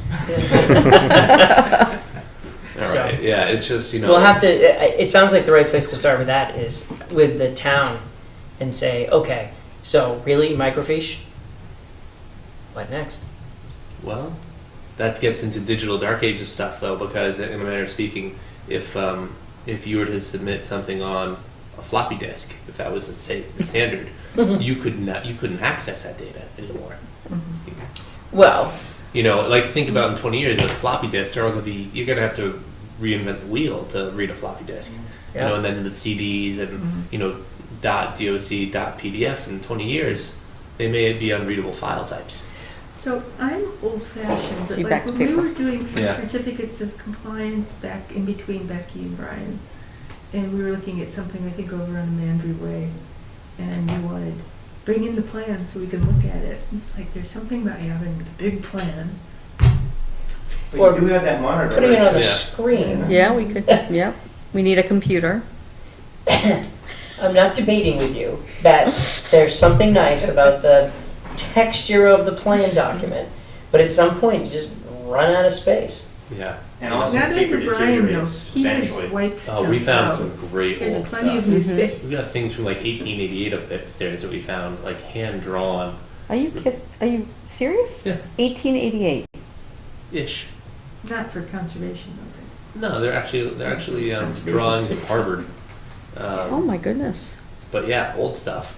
But It's anything probably was worth done on some money. blueprint We could will fade over make time. some- Yeah, make we got some money. blueprints Come upstairs on, in the let's 40s. auction We it should off. frame them and put them up. Bet you. I think the stairwell going up to town hall is empty space. We could do some. All All right, so we'll see you in a couple weeks. And if you This is- feel this like is- doing copies of things, that would be great. But apparently it wouldn't matter. Well, I think I we will can do all, the absolute minimum. If you need more, I can always supply more. I think we could all live with 11 by 17 so that at least we all have a copy, a paper copy of the plans. And then if we had a full-size copy for the office, that we could work off that way. Sounds perfect. That's somebody. I know, I can. Thanks for your time Have a today. nice night. Thank you. I'm assuming I'm going to send him a letter of some sort with this informal letterhead and What's all that? that. The amendments. Oh, No. I think we have to record that. Yes. Yeah. Okay. Do we sign something? It's a So new, then- it's basically a new order of conditions. Okay. Except instead of a new order of conditions, you check the amended box. So then you guys will just sign then an order of conditions page. Yep. Okay. And so I'll send him an order of conditions rewritten. Amended, Whatever. amended, yeah, I mean, Yeah. Well, yeah, so- Yeah, you just delete previous condition and substitute the new. right. And on that first page, instead of it being a new order of condition, you check off the amended. signature page from the amended. file. That'll go around. Well, so hold on a second. So doesn't it make sense? Do you have the original copy that you filed these with? The original order? Yeah. That's at the registry of deeds. No. In other words, Becky had sent a Word document. She always used to send a Word document when she was about to finalize the order, so I can Right. forward that to you, and that'll make it easier for you to talk to. and then all you're doing is checking the box that says amended. Yep. Right? That'd be the easiest in the way. computer then. Yeah. I mean, those were, yeah, we have that. Yeah, you should have it. He'll get to it before I do. Deciphering the old filing system may be harder than you pulling it out of your carefully laid out system. If you send that, we'll sign it and off from there. Thank you again. Thank you very much. Okay. So nothing to sign tonight. If you don't have the If you signature don't page, have then, Clearly, I don't, there's nothing, we're talking about them putting up signs that they Oh, yeah. haven't put up a fence in 5 years. It's not gonna be that big a deal. right, but the reason that Steve included, the proof of mailing to butters and everything, it's a new public hearing, Right. and it generates a new amended order of conditions that does have to get So it recorded. doesn't generate an amendment to the order, it generates an amended Amended. order. Amended order of conditions, So- exactly. Okay. Yep. Technically, on the agenda, these should both have been public hearings. Yes. I hate this. But they were properly noticed in the noticed in the- newspaper, right. and butters were notified, so I think we're okay. I'm all for this part. Well, we're gonna figure it out together. All right, And you do have the DV file members and the others, so, yeah. it's- 750, water testing. I didn't have a chance to reach out to the folks that are in that building. So I actually swung in there one night when I was coming home from work. So, we did the notice of intent, the order of conditions for the, you pull in, you go past the folks that feed the turkeys in the building right next to Oh, it. yeah. Yeah, So I swung in there, but Yep. What are we talking about? the show, but water testing. Oh, yeah, okay. But it was like 5:15 and they were closed. So I didn't have a chance Yeah, I to, think they close early. I think they close at like 4. who does that? I know. So. The family Morning run, people. Morning. family run business. I was at my desk in the morning. So I didn't have a chance to follow up any farther than that. I don't know if anybody heard anything else about water testing. I got nothing. No emails, no random outreaches, no voicemails. Okay, so you had reached out to them. Did they ever send us a price? Yeah, so I have 2 quotes. Okay. Yeah, there was an email. I sent you the email, Yeah. but that was sent But around. not since the last But meeting. not since the last time. Yeah, we So- did get those. Yeah, so Neshoba Analytical, they give a price per sample for total phosphorus, ammonia, nitrogen, and chlorophyll A. And then, you just basically times that however many times you want to sample, right, to give you your total. Eastern Analytical is a really nice company up in Concord, New Hampshire. I have a couple contacts that use them as well. They're a little bit more expensive. Actually, they're less expensive for total phosphorus, a little more expensive for ammonia, nitrogen, and slightly more expensive for chlorophyll A. But it also included pickup and delivery. Yes, so yes, and that's kind of nice to have, and they would pick up and drop off here at the town hall. So if you kind of cost it out per season, and this is for, spring, summer, and fall, the courier cost, and I'm just, that's kind of what's, the added, is about $63 per season. That's what it costs. And I think that's reasonable for a courier cost per So- season.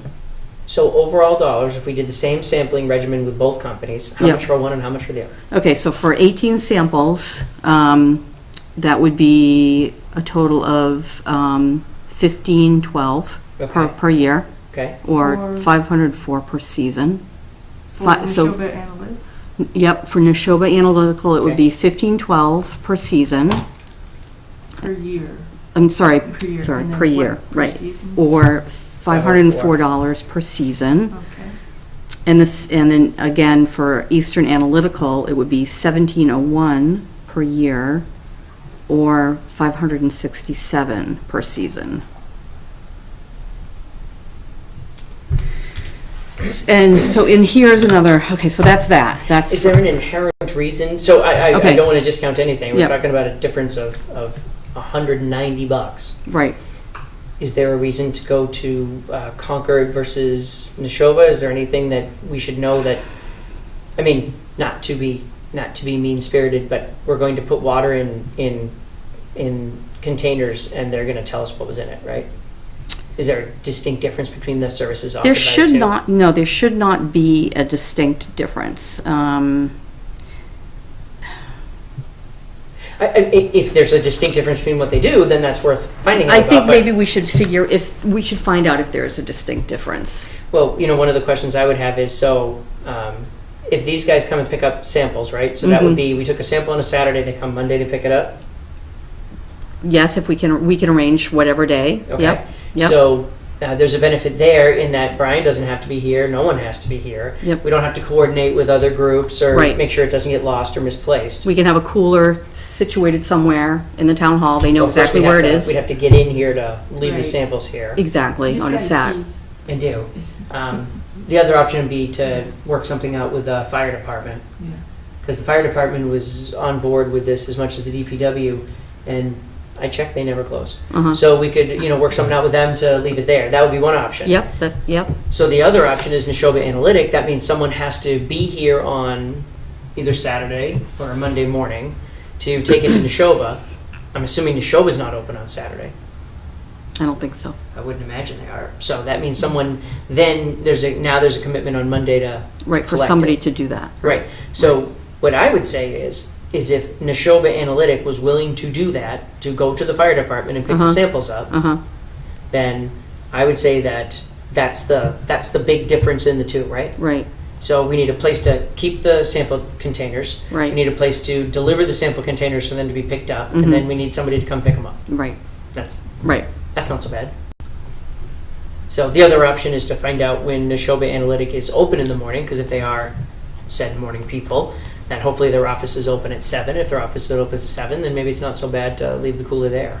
I don't know. Because they're not that much farther away from wherever we're sampling than the No. fire station. Right. No, right. Well, that's what I mean. The only Yeah. the only concern would be Oh, if yeah, they okay. open at 9, Right, you right. know, Right. you Yeah. can't leave it there. Right, right. So, if Right. they're morning people, hell, I would, be happy to deliver Right, in the morning. right, Mhm. Go right. in late on, Mondays. Yep, yep, yep, So, yep, um, Yep. So I guess that would be the Yep. real twist Okay. right there. And then it Yep. would just be a case of asking Chief Pedrazi if it was okay to leave stuff with the dispatch, which I can't imagine. The fire department and the DPW and all the, groups in the town are probably just as interested in this as we are. So. right, We right. could probably, Right. could probably be set up like when they used to deliver your milk, they'd have the little bin. Yeah, yeah, Probably set up something to that effect. it's like a little cooler, just drop them in. Yeah, We could reach Yeah. out to that mailman with our microfiche machine, because I believe those are actually time traveling as well. I bet So if it comes that bad, Neshoba Analytical could. I wouldn't be surprised if they didn't have their own bucket. Yeah, they probably have their own drop box. Yeah, or whatever use they call this. it. Right, Yeah. right. Yeah. So I'm kind of hoping I that would it's the think, same thing, right? You take your samples on Saturday morning, you put the sticker on them and drop it in their basket. So, yeah, but yeah, no, question. I think that's a great idea. I can find out. I can shoot 'em an easily email. call them. That or would be great. Easily call them and talk to. And some They're people very still- friendly people. People still have telephones. It's a husband-wife hilarious. team, and they're very nice. This is Neshoba? Mm-hmm, Yeah. yeah. All right. Well, why don't we do that? I don't get me wrong. I have no problem crossing the border and Yep. getting into that whole free trade thing. Yep. But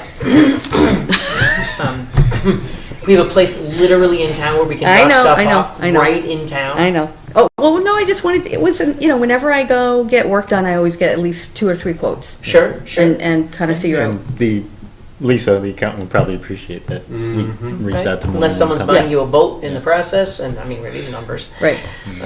Um, And there's a couple other things I wanted to raise. So I would be willing, because I want to do this myself as well. you want to get one of those meters? Yes, I bought one. Shut up. No.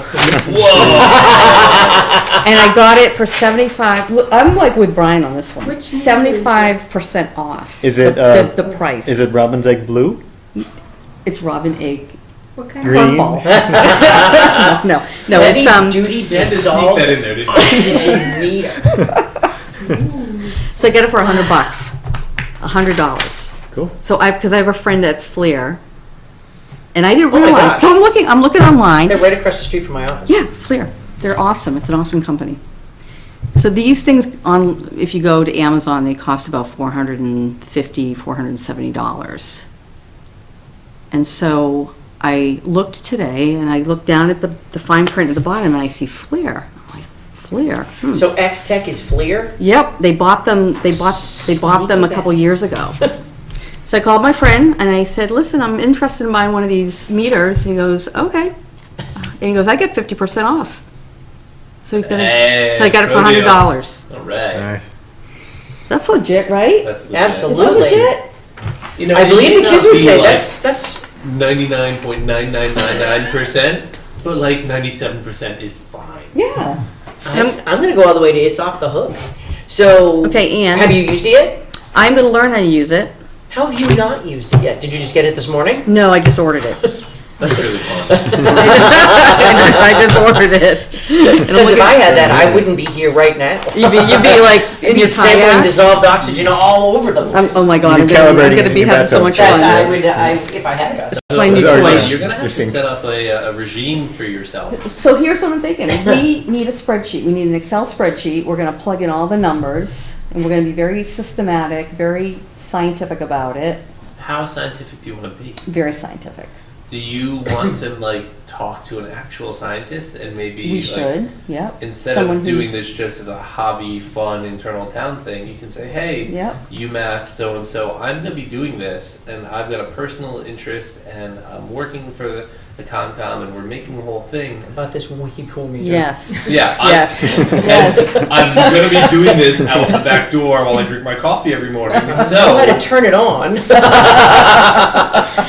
What then? Well, also, Seichi discs cost $30 to $50. Those are fun to I have. don't know how we can't just make one, but go on. You can make one, but Right. well, I don't want it to dissolve. White. That With is a It's white. It's with white a and black. Sharpie. White and black. Yeah, you don't want it to. You don't want the ink to get in the water. And then I can buy pH strips Yeah. for very cheap on the cheap from VWR.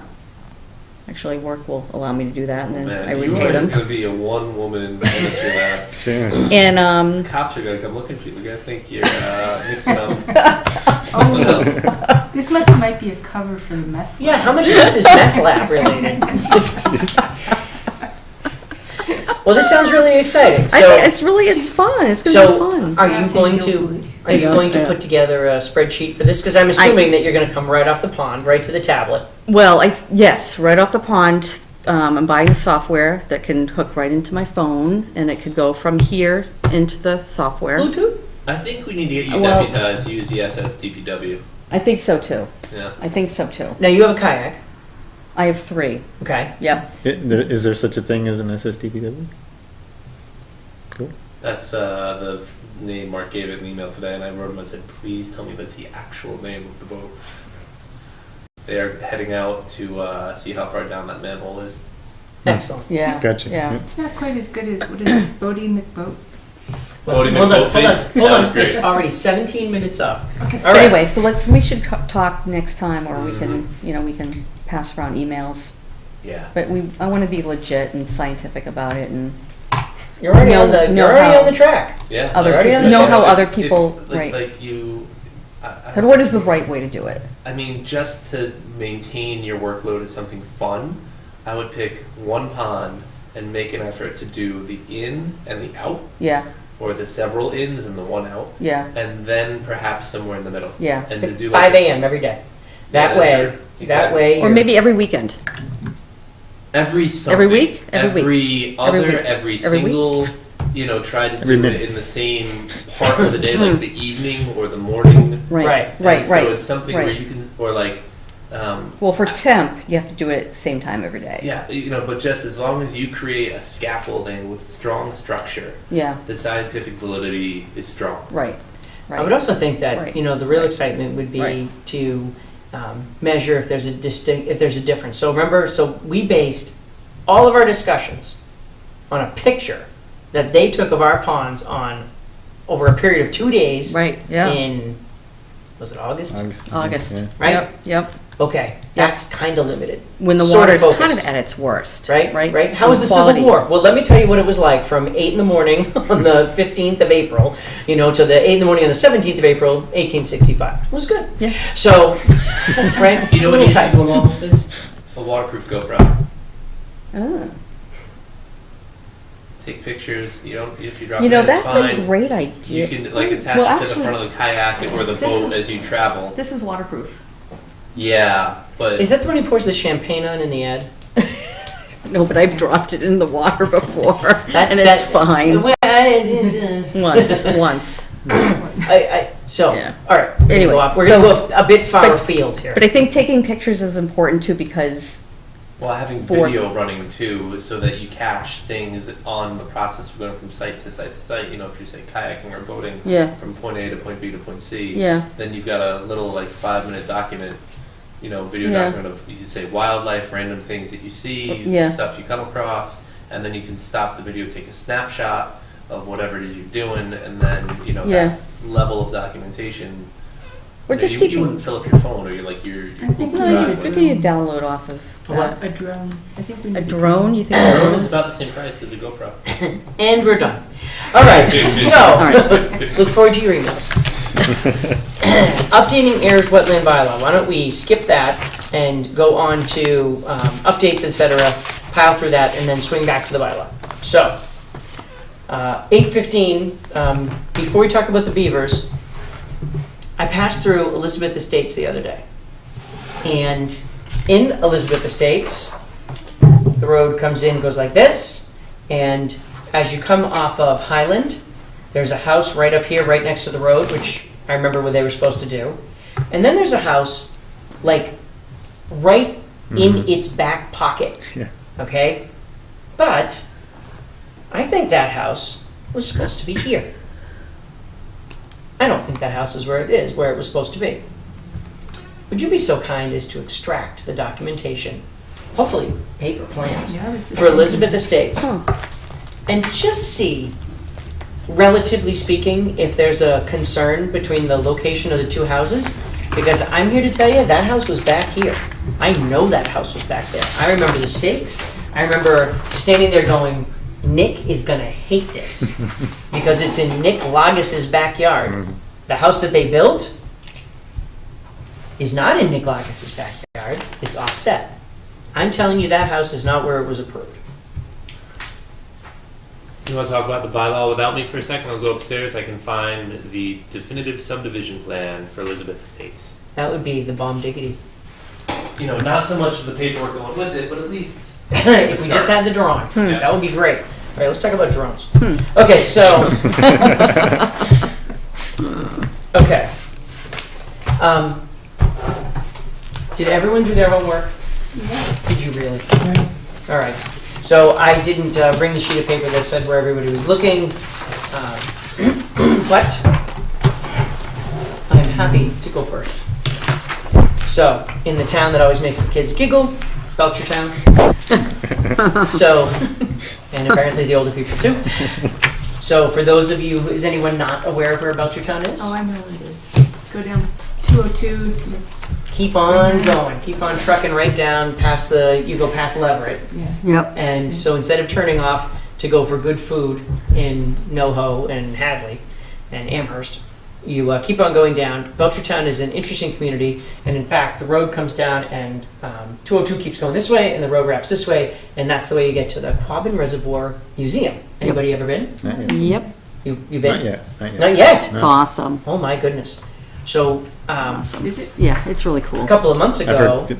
Yeah. Yeah. so, Quabbin is here, and then, Quabbin goes to Wachusett. Mhm. And a couple of months ago, we had traveled down, and we grabbed a bite to eat, and we kept on going, and there was this really old pumping station building on the side of the road. And so we stopped to take a peek at it, and behind the pumping station, I could find it on a map if I had to, was what looked like a big rock pile. And I was like, that has got to be material that they pulled when they dug the tunnel. Has to be. So we walked back there, and it was old, broken up stone that had Oh. clearly been mined and placed there. And I found a piece like this, and it was a rock hammer drill. And there were several of them lying around. So they Oh, would have wow. been the jackhammer rock drills that they had used to dig the tunnel between Quabbin and Wachusett. Wow. It was the bee's knees. Wow. It That's was really cool. So Cool. anyway, that's Belchertown right there. Yeah. And there's a really cool gun store there. You know the one I mean, R&R. So I went through their bylaw. So we had talked last week about the information from New Salem and Wendell, and it turns out that neither community has a bylaw. In fact, neither community publishes their zoning bylaws or anything else. So I went on to MACC, and they said they didn't have bylaws. So at that point, I gave up. And so that was when I found Belchertown. So I took a look. Their bylaw is an awful lot like ours. It talks about things that make sense, like existing public service structures says, application of permit required by this bylaw shall not be required for maintaining, repairing, or replacing, but not substantially changing and enlarging existing structures for electric, gas, water, telephone, utility.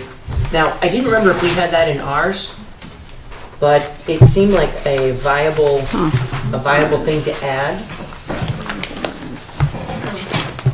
Now, the only thing was, and I didn't have a chance to look, I'm pretty sure that's also in the state. Yeah, it is. It is. I remember. Right. So I think it's good in that I think they added information, but if it's state or process, I went through and I crossed it out. So I took a look, a number of the things they had, they mentioned the consultant bylaw. They did theirs a lot like ours. It was really a paint by numbers. You know, the state says this, the state says this, state processes that. But this was good. They had coordination with other boards.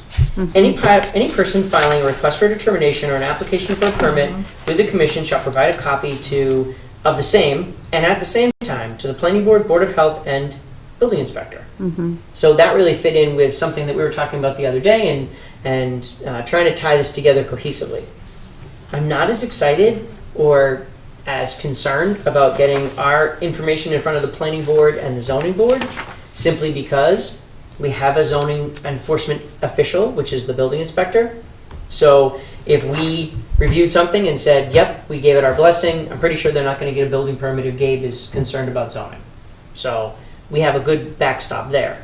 But we do often deal with water and stormwater, and that really needs to get in front of the DPW, whether it's Mark or the engineer of record. So I thought that was a good note that they had in here. They say that not take action until boards and officials have had 14 days to review and reply. That's the legal amount of time that's in the state Seemed to make sense. statute, yeah. But this is not in our bylaw. But it's in the MACC's model bylaw. They wrote that stuff. So I thought that was good, but then I literally crossed off, however many pages this is, 6, 7, something like that, I crossed off 75% of what was in here. It's all state or process. It's all stuff that changes as you go. They had a whole section on how to file. Well, if the state changes how you file, it doesn't make sense to have it in your bylaw unless you're looking for something particular or peculiar that's not required as a state. They did, in their bylaw, mention security for bonds, which I can't even imagine us getting into.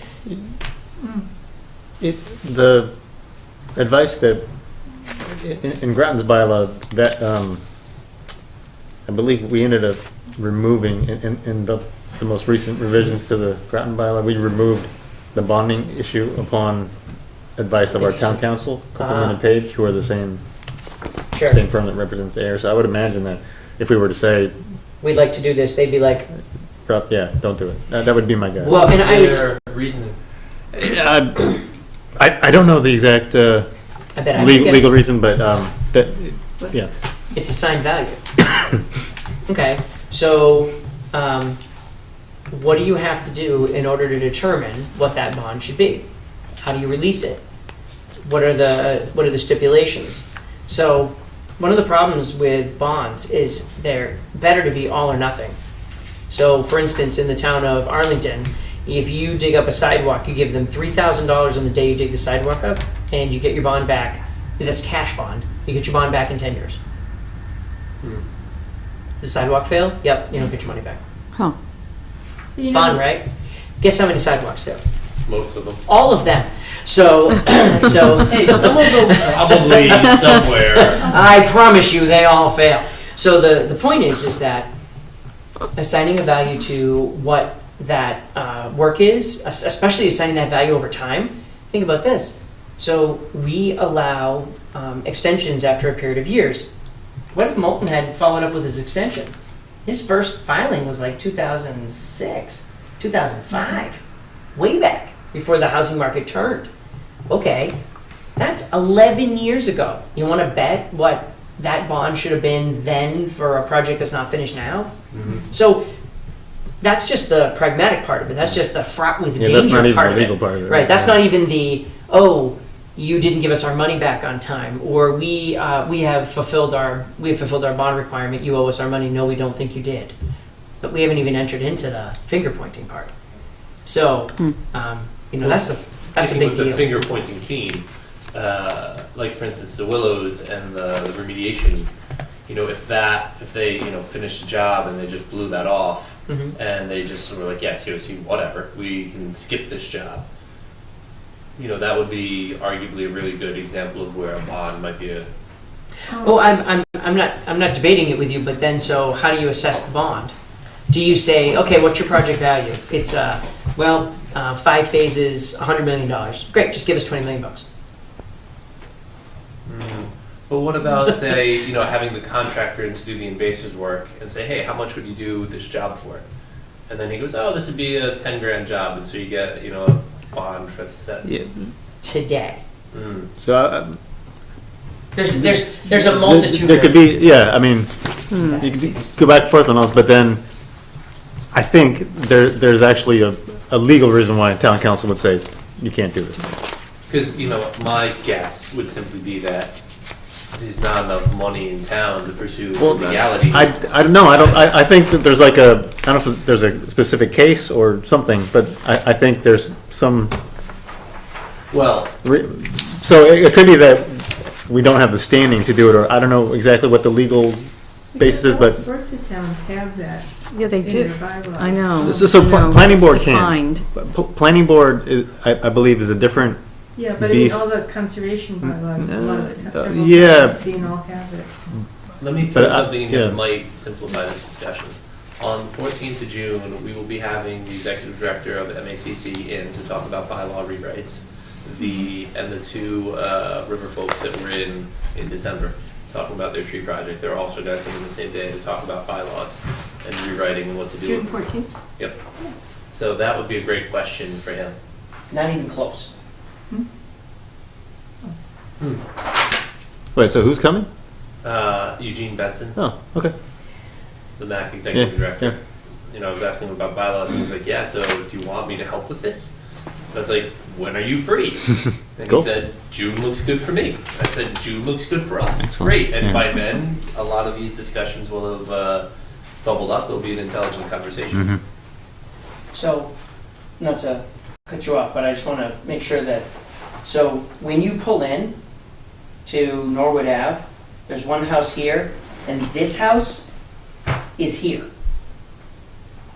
So, 2 questions. Number 1, based upon the delineated line, the new house location is ostensibly farther from the wetland. Okay? But it also isn't in the place that it was drawn or designed. I'm pretty positive that our drawing or design, I'd swear that when we walked it, it was staked back here. So, I guess what I would suggest, if you'd be so kind, is to speak to the person tomorrow at zoning and planning, and please have them reference their plan, because if their plan matches our plan, that house is not built where it was supposed to be built. Where's the driveway that leads to the house? Well, that's It's right- funny. It's the horrid Yeah. thing right over here, and it comes over to the house over here. The house is here. Yeah, it definitely is behind the. It's behind the other house? Yeah. So it's sort of like where lot 4 is written It's on it's this. kind of in this little space Yeah. right here. And the drive would just shoot right past the other house. Right, yeah, past this house into this house. Yeah. The new house is in Nick's backyard, Mhm. which I can only imagine, and is specifically not up at the street. But here's the bigger problem. This proposed stormwater basin, I don't think this is the final set of plans. No, this is the definitive subdivision plan, which is the only plan in the flat files we have for Elizabeth Estates. Anything else we have is folded up, tucked away somewhere. And I can tell you this because we've got a senior volunteer rearranging all of our flat files and helping us organize things. That's excellent. And he's databasing the whole shebang. Awesome. This is Wow. That's wonderful. Good. Wow. Good. So that actually makes it even worse. So, because if this is the approved subdivision plan, then that's not what they did. So, There might be something in the zoning files where they, Oh, yeah, they no, did no, no. something, but it's not in the flat file folder, so. all I can tell you is that this isn't what's built today, so further review of the plan, of the file needs to happen to check in on that. Because here's the bigger Before we leave reason. tonight, I'll put a sticky note on that, and we'll leave it on Sandy's desk. Perfect. And just be like, hey Sandy, this is a curious creature, do you mind digging around? What The is bigger this? reason is this stormwater basin has never emptied. Right. They Yes. dug that stormwater basin, and my sons climbed in there for 4 or 5 years and took big frogs out and brought them home to show their mother, who adored them. And this basin has never been dry. They dug that hole and it stayed wet for 10 years. So they should get some credit for wetland replication. They probably should, except that whatever this house is here, I mean, the number of them that fail in the state, these guys figured something out here. they nailed it. But unfortunately, it also means that it's wet, and that's wet. Yeah, it's a whole big. It was squashy thing. when we walked there. I don't know if you remember. Yeah. It was, this whole area Yeah. was squashy. What is the status of that OOC, the order? I mean, Which one? For Elizabeth. Elizabeth Estates. No idea. Haven't Because- looked in So that it file was a ever. superseding order. Yeah, okay, Remember? well, that's what, yeah, The so. state granted them a superseding order, That's but right. I wouldn't be surprised. Well, it probably renewed, it probably re-upped a couple times. But even, Should be running out. well, that's the thing, even permits that were extended are running out now. Yeah. Depending on, when, So They we should. put a sticky note on it. Yeah, my Put a sticky sticky note note for is to yourself look is through to the files. find the, Yeah. yeah. find the order. All right, we'll leave this open to that spot, but I'm glad we talked about it, because I almost forgot. As soon as he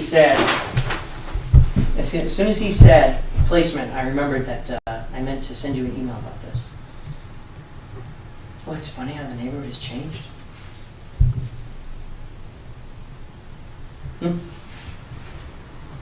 She passed away.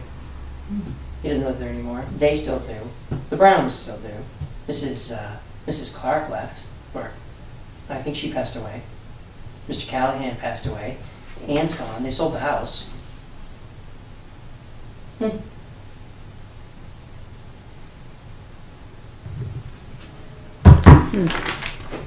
So in terms of bylaw stuff, if you want to flip to the back of your folders, so in the front of your maps was the business of the evening, which is all that. The maps, I made one that's the biomap for the town, and then 2 zoomed-in sections, and then the 2, and they're quick and dirty. I didn't put as much time and effort into these or those. Yeah, What's this one? that's zoomed in. That is this. That's Stratton Hill. That's Stratton Hill? Yeah. Oh, So, sometimes you can't make out the details. I zoomed them in. Rattlesnake Drive. Should probably rethink that. oh, yeah, right, I see. Yeah. And then the 2 maps from DPW. I could always clean this up if I have free time or not. You get the idea well enough what's in town, and that those 2 zoom-ins and the one next to the legend are your special spaces. And then behind the maps are the draft policy for enforcement, the wetlands conditions that I just finished crafting, based on, if you recall, there was a nice presentation in October at the MACC conference then about how to make wetland replication orders that work and what should be in them. And so, keeping in mind what may or may not happen at Rosewood, I put those together. You've been busy. I've been doing a lot of small fine print. And then also in there is a crack at the MACC bylaw with some highlighting in it. And the highlighting is of things that I changed, like, just throwing in crazy numbers of notification of abutters for 1,000 feet. We can change that from 300 to 400. It's up to us. The point of a bylaw, I've done some reading, is essentially you have to make something stronger than state law. Otherwise, there's no point to it. To make it stronger than state law primarily is by extending the consideration of lands or waters. So one of the ways they do it here is they remove the minimum size for a pond. So the state calls a pond 10,000 square feet or bigger. You know, and in this case, the proposed MAC bylaw removes that minimum consideration. So any puddle would be considered a pond. It's interesting that you say that because Could be considered that. Yeah. so I was regaling folks with voucher towns, and I skipped over this one. I shouldn't have. Any land subject to flooding or inundation by ground. So they talked about what is defined as a resource area. I also read Framingham's. Framingham starts out, it says, by the way, you cannot change any wetland resource ever. Now, let's tell you about our bylaw. That's literally the first line. It says you will not modify a resource area, period. They don't have, yeah, I can see why they would say that. So this one, in Belchertown, along your point, defines it by saying that a resource area is any land subject to flooding or inundation by groundwater, surface water, storm flowage, including ephemeral ponds, vernal pools, and kettle holes, or is within 100 feet of these resource areas. So they take the whole size of the pond right out. Mm-hmm. If it could be flooded or it's wet, it's a pond. Right. And Yeah, in the it's highlighting, Research, yeah. in the highlighting I've done here, the same thing happens. I added the biomap definitions as resource areas that would become jurisdictional, just to throw that idea out there. But then also in that section where it defines resource areas, it defines everything as a resource area in the first sentence and in the parentheses at the end. So you're redefining what the town would consider a resource area. And in the far back of it, an intriguing thing that they point out is defining the limit of the vernal pool. So the vernal pool, like I put it in at 200 feet from the edge of the vernal pool, would be considered jurisdictionally the vernal pool. And then what would happen is that the vernal pool buffer would start 200 feet out from the pool that makes up the vernal pool.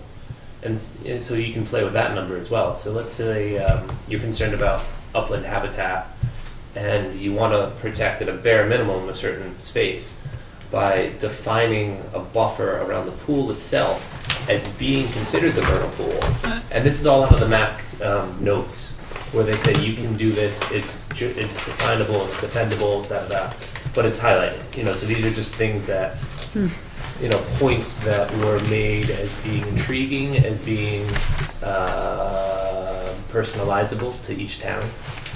Not to go backwards, but so I like the idea of defining this, except We can't do that. we don't have any. What's that? We only have the one, right? Well, vernal pools? We have don't the have to be only certified. one. They don't have to be certified. Right. But, Okay. So, well, that's what I'm saying. So I appreciate this level of detail, but if we incorporate language like we were just saying, where basically if it's wet and it's a hole in the ground, it's resource, then you don't even have to. You could go further. Hey, this is a vernal pool, therefore this stronger standard applies. Is that what you're searching for? I missed that. The issue, well, so the issue I have with your highlights is that, and I could be wrong, but my understanding is that what you can do with your bylaw is take the jurisdiction that the Conservation Commission has been granted under the state law, and within, so in most cases, which is 100 feet from a resource area, and within the resource area and 100 feet, you can then strengthen the requirements or the performance standards or the protective measures within that jurisdiction. But you can't say, okay, well, the buffer zone is 100 feet. We're going to then also claim 3 miles as our jurisdiction. We can't do that. Well, that makes sense. So what did they do? So this is the MACC. This is their model bylaw, and in their manual, the big thing, it basically says there's no point to a bylaw unless you're stronger. And under home rule, Stronger within our jurisdiction, though. well, the jurisdiction is protecting the wetland and defining the buffer to the wetland. Okay, so You can do so. hold on a second. So where's You so can't redefine the wetland, but you can redefine the buffer. And apparently for vernal pools, you can define the edge of the vernal pool as being outside of the level of the water. But only up to 100 feet because we don't have jurisdiction beyond that.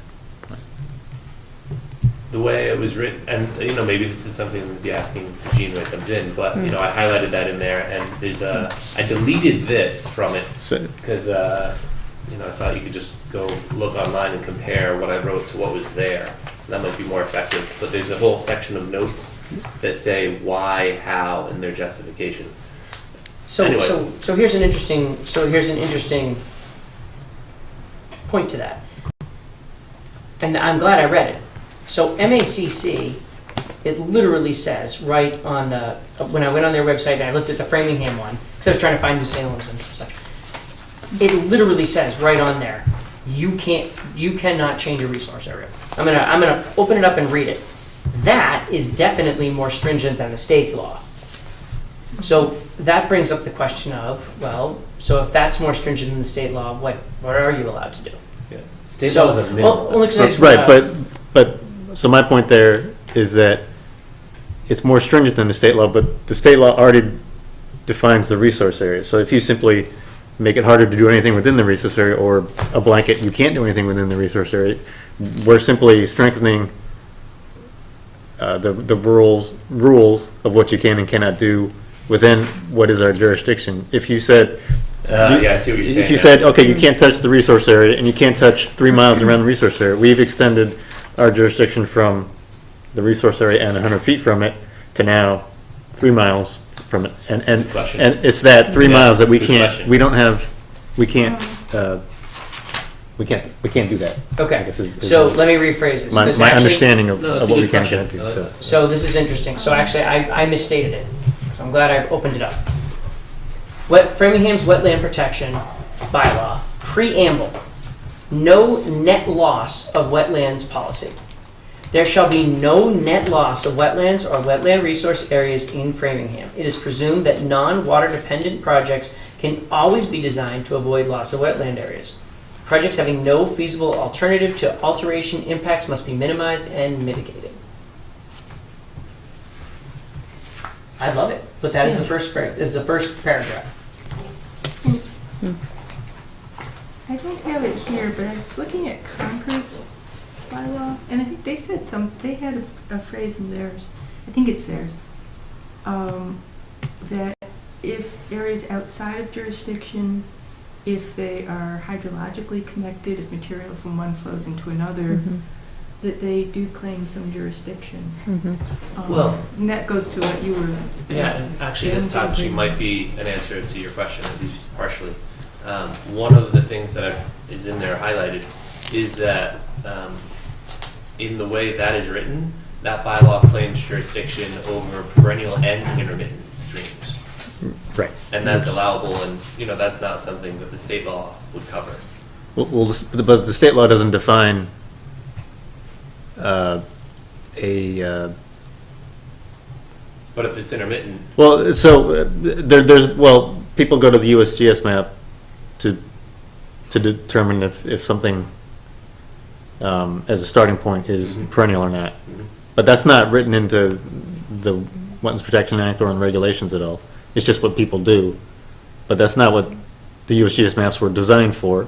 right, And so, so streams are kind of a, but the state law doesn't grant any jurisdiction over perennials. the Rivers Protection Act does. Perennial? Oh, sorry, I mean intermittent. No. Right, and you're allowed to claim jurisdiction over intermittents. And that was- Well, so you can still claim jurisdiction over an intermittent as a resource, it's just not under Rivers Act. Right. Rivers Act gives you inner and outer riparian, 200 feet. But just because if it's wet in the spring and it's dry in the summer, often you'll have vegetation and soils and it's a resource. Yeah, so it doesn't necessarily answer that point. Well, it ends the whole 200-foot and some of the things that Mr. Brown had brought up with regard to a stream, but it doesn't change the fact that it's a resource. Yeah, all right, so maybe Promise. that's another question for Mr. Eugene. So you said June? 14. Yeah, well, that's exciting. the other thing that I did was to go through the first crack at this, the 2006 attempt, and just sort of like section 16 is severability. This is the same language essentially that's in the MAC law. The section 15 relationship to state statute, the MAC law does the same thing, just arguably better. And so I just went through and did like plus, minus, equal, and pulled through. And generally speaking, section 1, purpose and intent, section 2, jurisdiction, the language seems to be clearer in the model bylaw, and without actually doing anything all that different. So unless, there's a real close read of what is or isn't, different. Yeah. Can you explain what the green and yellow the difference is? I just wanted Green's go. The yellow was stuff that I did, where I changed things. And the green was stuff that was pointed out as being interesting or intriguing that would be part of the language that I didn't change. Unless, of course, I flipped it and didn't change the color. Like I was supposed to. Interesting. So I just went through the Concord Town Bylaw, and it's almost identical to Belchertown, and it's very similar.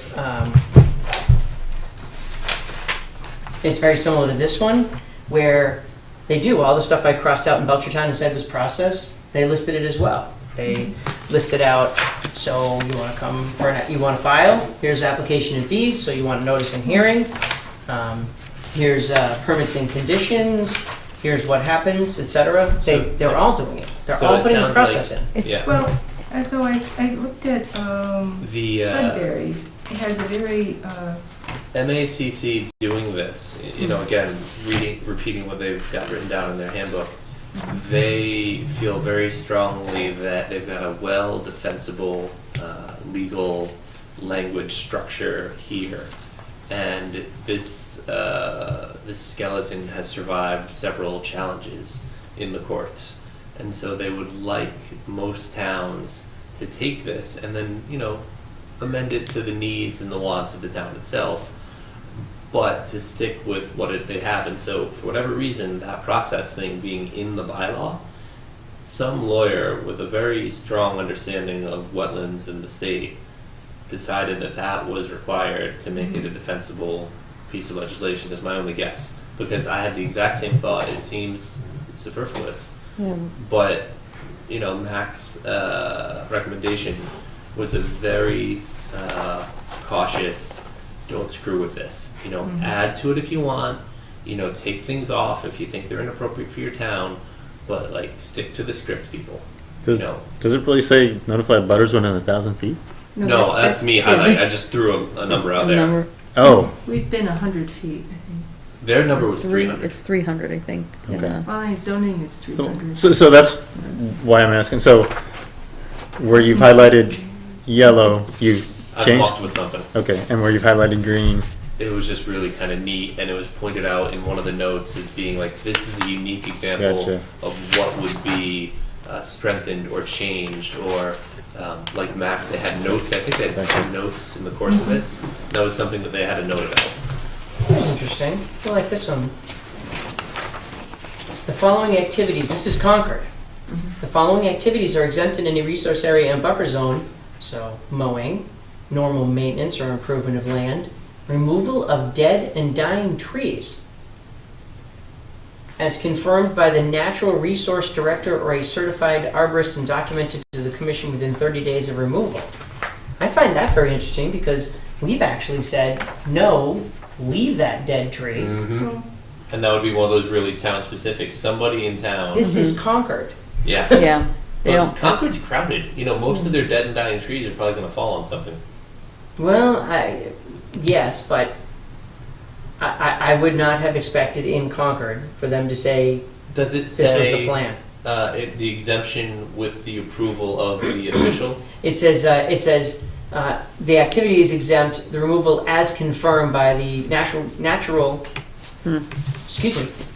resource director or a certified arborist that's documented at the commission. So there is a bit of a review process, but it says documented within within 30 days of removal. That's a post process. Yeah. That's not a pre-process. I'm wondering if that's a storm damage homeowner thing where, you know, to hurry up the process, because Concord's got a reputation for taking a while. So Sure. rather than bothering with the process, they've made an exemption upon, you know, a check off by, you know.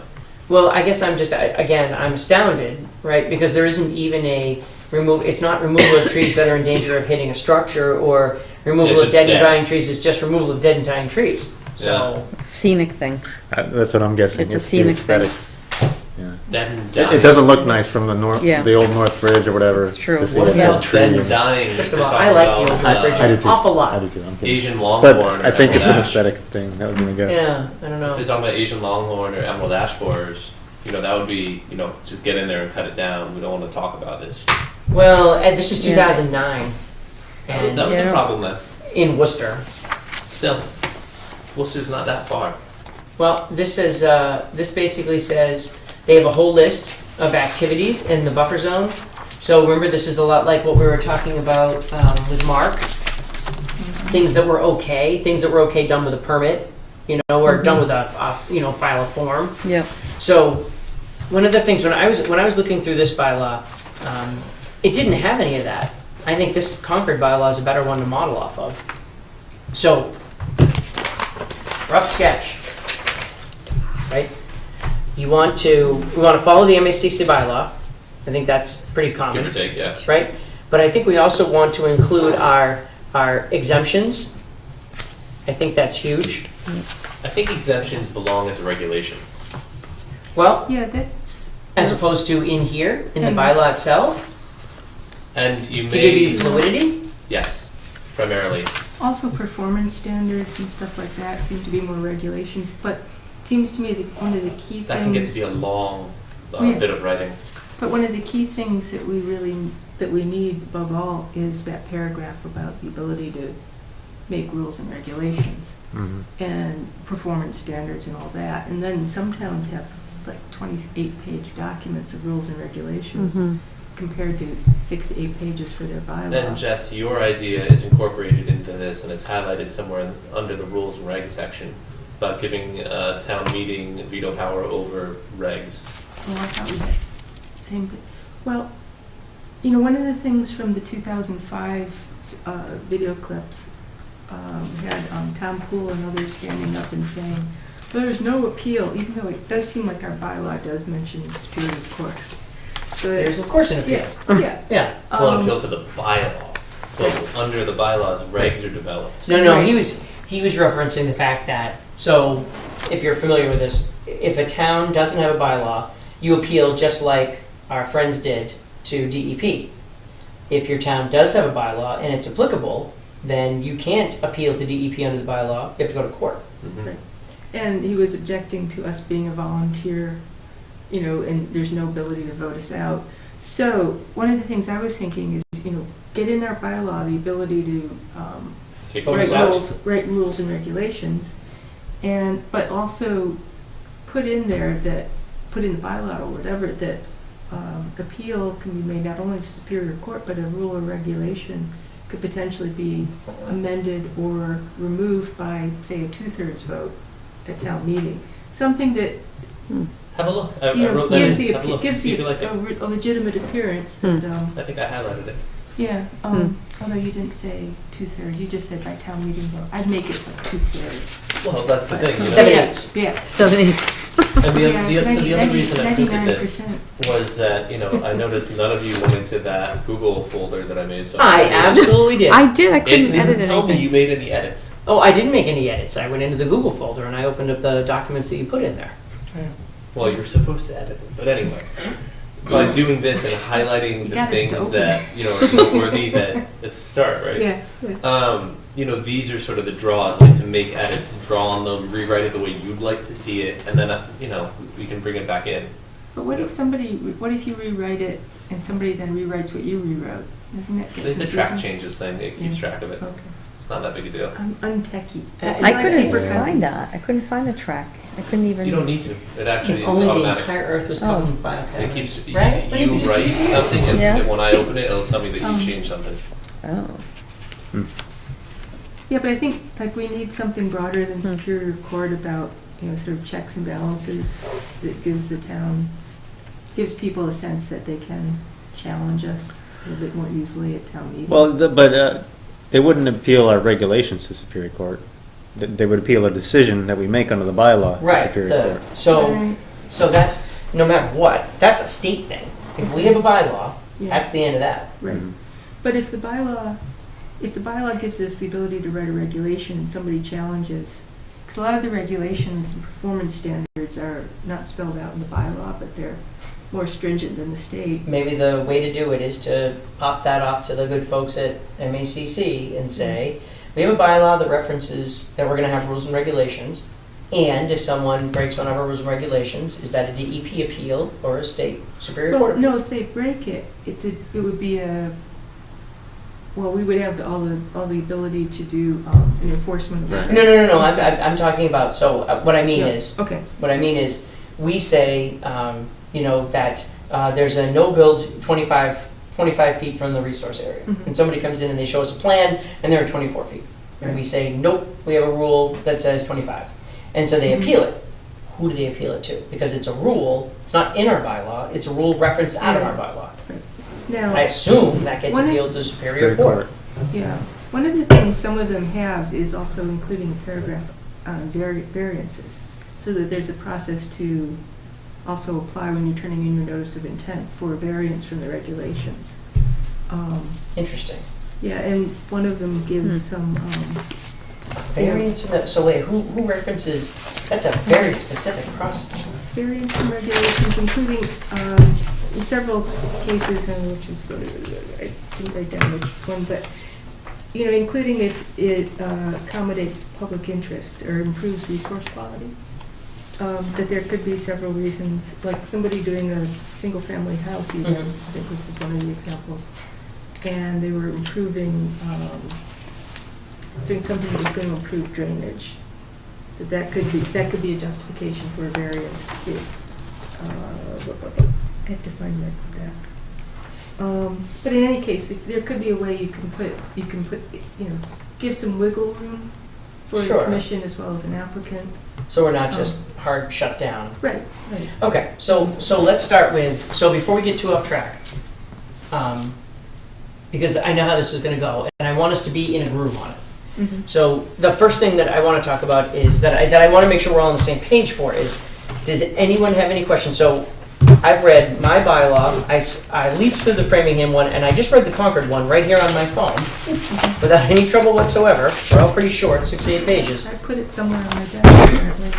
Didn't The make it. MACC bylaw strikes me as being the model for at least 2 of those with added things. Does anybody have any problem that we start with the MACC non-zoning wetland protections bylaw/ordinance as approved in 2006? Anybody have any issue with that? No. Okay, that's the foundation. That's the foundation. In fact, it's part of the lawn and the driveway. So we're just going to build off of that. Well, because because at that point, what we're talking about is, do we want to have any kind of exemptions, or do we want to make those rules and regs? We want to put in the note that says we have the ability to make rules and regs, and I agree, we want to put something in that says can be appealed, rules and regs can be discussed in, in town meeting. That's on like page 5. In this? Yeah. It might be near the top, and there's probably a highlighted section because that's what Jess's idea Section about. 8, there's no page number, but section 8. Section 8, 8, regulations. right, so. Oh, It just says we can establish regulations, basically. right. It's- Regulations may be amended or discarded by a vote at town meeting. Okay? Well, isn't that, You need a 2/3 vote theoretically. Well, Well, so hold on, yeah. hold on. So- I'm willing to bet we don't get to pick what what does, the percentage is for the vote. so you have this highlighted in yellow, did you change anything in it? Did you change it, or did you find that to be neat? Say again? You have that highlighted in yellow. Yes. So That green was- was neat, I yellow added was that. you changed That it. was You added it, okay. That's added something it? I wrote Ah, okay, so this is your ad.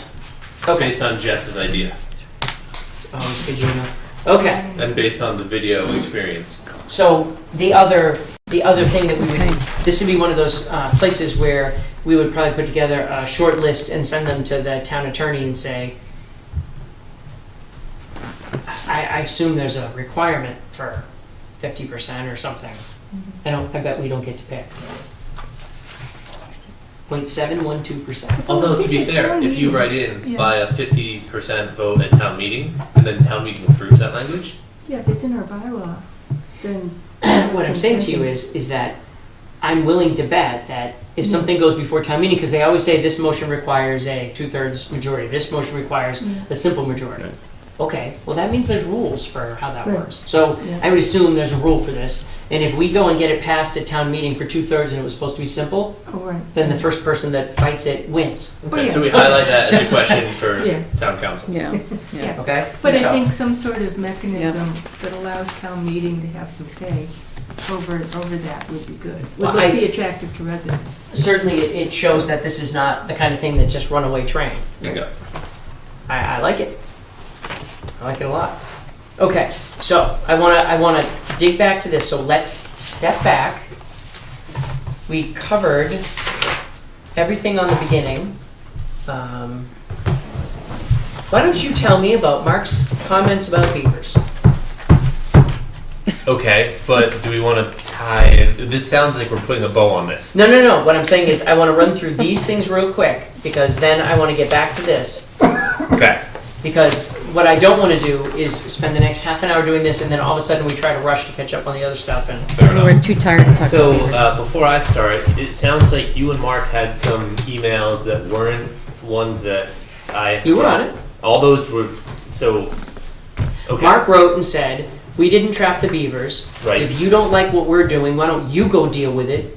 We need to get the town and the fire chief and the town administrator involved in this because you don't have a plan for what you're doing. And I wrote back, we did have a plan. We talked to you. You said you wanted the water level set at a certain height. We went there, did a visit, agreed what it was supposed to be, and 2 years later, you haven't provided buckets. Right. So Okay. So from there, another resident wrote in asking about the trapping off the end of Rosewood, and Mark replied to me. He said the Ayer DPW has hired a trapper in the past. This is da da da da da. Where it wasn't there, wasn't us. And then I wrote back to talk about Mike coming out, and he said, regarding beavers, given Mr. Daniels' recent emails, I don't see a need for DPW to get involved. And then, given his emails, I don't see a reason for us to be involved ever again. right, so then another one, since the Concom appears to have a renewed interest in managing beavers, can you please take a look at this and advise when he got a beaver call? So then that becomes sort of saying, so what's obviously happened is that you two are having a disagreement. And We were working together on it until he didn't do anything. right. And so the potential fallout from this would be that the part-time administrator has Oh, to take no. a lot more Nope. interest and work with the beavers. Absolutely not. Absolutely not. Okay. So perhaps, it might be nice to, it appears, I don't know this, but it appears that the beaver management in town has a certain amount of informality involved. And it might behoove parties to formalize beaver management. No, it sounds like something we send to the town administrator and ask him what he's doing about it. Okay. So I will check with Robert and ask No, I'll him. send the email. Okay. I'll write it to Robert and I'll say in light of these emails and I need all those emails that he cut me off of. I'll put the whole thing in a big package. I'll send it up to the town administrator and say, we tried to work with the DPW and the other organizations in town back in 2013. This project was put on hold pending information back from the DPW. It didn't come. Since that time, it appears that we're not going to be able to work with them, so please tell us who's in charge. Okay. Any other thoughts, perhaps? Oh, that's the thought. The only thing I Not would- playing this game. We did Yeah. everything to try and do this the right way. We even said we would spend our money to do it. So if this is the way it comes back, done. Since I'm conflict avoidant, Yeah. avoidant. I love conflict avoidance. So am I. Yeah. This is what I'm doing. Yeah, I'm just thinking the history of our DPW superintendents, and they get sort of way over, slammed with overwork And I don't know if in this case this has happened, but particularly get picked on by some Board of Selectmen. That's happened in the past. I think we lost Dan Mason because of that. So it just, Well, we lost Dan Nason because we failed to meet our legal obligation for a state-required regulation, but that's a different discussion. well, yeah. And so it just strikes me that this was, because I did see the responses. Brian was saying, what do we do? And Well, I'll send you guys the email that I sent him. And it just strikes me that Mark's response was more in line of somebody who's just, sort of been bled dry by the town a bit and is feeling underappreciated by the town or beleaguered or whatever, and that we just hit him at a, because I saw your emails and I didn't see anything remotely objectionable. Apparently they were. Well, no, but sometimes I think in the town, some of the employees get, oversensitive because the town sometimes just sucks them dry. So. That sewer line that we're being accused of not having a plan for, we had a plan for. No, I'm not talking about us. I I'm understand. thinking he's just, flying off at us, but I think there's just the larger context of the town. Well, I'll absorb that in the enjoyment I should then. Okay. So if you can send me the emails that he sent you, I would be thrilled to pieces to put it in a bucket. We'll send it to Robert and say, yours. I think it would be helpful, Brian, do you have the beaver guidance from the MACC? I think they have one, and then also from Mass Wildlife. Because there are only 3 ways that legally anybody can deal with beaver issues. One is to trap through a permit by the state. One is to tamper with the dam through a permit by both the state and the town Conservation Commission. One Which is we've to done. one is to put in a leveling device with a permit from the Conservation Commission. So it might be helpful just to remind everybody that. No, I'd like to make this my mission. You send me the emails. I'll pull that up and say it's on the MACC website. I'm not positive. I know that the state has at least one. I know there's a beaver control guidance document for conservation commissions. I know there's also a citizens guide to dealing with beaver control. So I can't remember if they're from MACC or from Fish and Wildlife, but I know I can forward them to you if you send me an email to remind me to do that at my work address. So Mark wasn't around in 2007, right? Mark wasn't here. No, he wasn't. I wasn't here. He was at, Mark was at Dufresne Henry in 2007. So when he was back at Dufresne Henry, he probably doesn't realize that we had a spate of beaver issues in town. And we ended up, we had a lot of resident complaints that the water was coming up high. And I can tell you, considering we didn't do a beaver deceiver at that time, I can tell you how they got taken care of. They got taken care of just like the other beaver dams in town have been taken care of. A backhoe showed up, beaver dam got dug away, and the material was hauled off. I was extremely disappointed to find that they did that on Devon's, because I went by the other day and there's a beaver dam, and there's a place where a beaver dam used to be. So, and there were heavy tracks in the ground. So that really kind of ticked me off at the time. I hadn't seen any of Mark's responses because he decided not to copy me on them, which... Well, to be fair, they were different emails rather than that theme. And, as part of the emails, they were just a little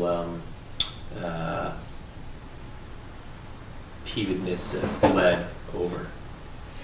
Well, I guess what's disappointing is that we had money and we actually tried on our own, since no one was doing it, back in 2013 to bring in an expert, go around, look at the dams, including the folks who are here tonight, whose property at that time, that water had to be 6 feet below their house. And in the photos, it doesn't look like it's changed all that much, but I'm willing to give them the benefit of the doubt. My recollection is that Mike Callahan went around with us. Right. But he also went around with Dan. With Mark. It wasn't Mark at the time. In 2013? No, this was, last year, year before? Year before, in 2013. I don't think Mark was here in 2013. Yeah, it was. You sure? Yeah. Mark sent me an email about that when I asked about Mike, because he felt that Mike had blown him off for the Rosewood question. And when I asked Mike, Mike said, "Oh yeah, he never got to me about how much lower they actually needed the water." And Right. so I wrote that back to Mark, and Yeah. Mark goes, "Okay, well, we're gonna go out and get that information in the SSDPW, and I'll let you know." Well, that's what I put in my email to him. We would have been done with this 2 years ago, except he never got back to us with the level. Right. I don't think that's the thing he was responding badly to. What he was responding badly to was that you mentioned a question about trapping. Because what I said to him is during our meetings, I'll send you all the email. No, During no, our I know, meetings, but in oftentimes this- folks mention trapping to us. And Right. so someone asked if trapping had happened there at Rosewood. I didn't accuse him of it. I asked him if they had done it. Then Right. he also got that email from that woman, Susan Andres, also asking him about it. So that's what we were responding to. Right. But the meeting he was here, Yeah. the conversation that was happening, to my recollection, the issues you brought up in your email to him had been covered and answered by him in this meeting. I don't remember him talking about beaver trapping during that meeting. I do think I asked. It was a very quick answer that they hadn't been. And so I think what he took issue with is that perhaps he felt like you hadn't heard him or that you hadn't listened to him. So as we go forward, But we have had in the past, we have a generally pretty good relationship with them. and it's good that we did. Yeah. So right now, we have $4,600 or whatever it is. So if we were going to put a beaver deceiver in, probably the most important place to put one in would actually be off that end of Mechanic Street Extension, because that directly affects the fire department. And a flooded fire department is bad, as we learned several years ago. So putting a beaver deceiver there would be probably the best use of our money right off the bat. The second best use of our money would be the dam that's lower than that through the culvert pipe that the DPW in years past had ripped up to take out the material that was inside of it. And during our meeting, Mark said he was okay with both of those. That would probably be the end of our funding for any kind of beaver deceiver. So that was why in my email, I also said that the beaver dam at Rosewood is part of the crossing plan by Ayer One Solar. And their plan is to put a culvert pipe through there. So if their plan is to put a culvert pipe through there, why don't we use that as the way to set the level for the water back there? So I'm quoting from the email. So if that offended him, then that's fine, and we'll deal with that next. But I gave him an opportunity to right the wrongs from 2013. Right, and I don't think those were the issue. I think it had to do with the hunting and the trapping, and that came up again, if I recall properly, in the email that you wrote, that trapping had been observed back there, and could you please tell me the DPW's history with trapping? I simply asked, please let us know if that was done by the DPW. Right, and when he was sitting here, he said that they didn't do that. Yeah, I now that I'm remembering, because it came up, it was I think that's the thing that didn't go over well. it was a neighbor, remember the woman that, Susan Andres. Susan, yeah. Yeah. So it was But one, she emailed him after our meeting, also raising that question. So on that, I think he's being, Surrounded a super, little bit. no, it's, I think he's being oversensitive. it's, Perhaps, yeah. Because we were responding to her, and then she also still had her questions, Yeah. because we couldn't tell her the answer. yeah, So it's yeah, like, that wasn't yeah. coming originally from us. Yeah. That's yeah. mentioned, is stated in the email. A resident asked us about it. Just as a clarification, Right, though, I right. think DPW did pay for Mike Callahan the visit where he did like the proposals for like 8 deceiver areas. Not ours. Yeah, but then we went back to the ones that we were interested in with him on a separate visit. But we'd already gotten, I think, I'll double check that, but we already, because I think DPW did go around with him. So I think there's like, we paid for some of it in terms of plans drawn, and I think they paid for some. And nobody's remembering the other side paid. So here's the best part. Right. We'll turn it right over to the town administrator, the board of selectmen, Yeah. and let them figure out who's gonna do it, because it won't be us. Right, and as for Rosewood, beaver deceiver there, my recollection from two years ago was that was always going to be paid for by DPW because it involved the sewer.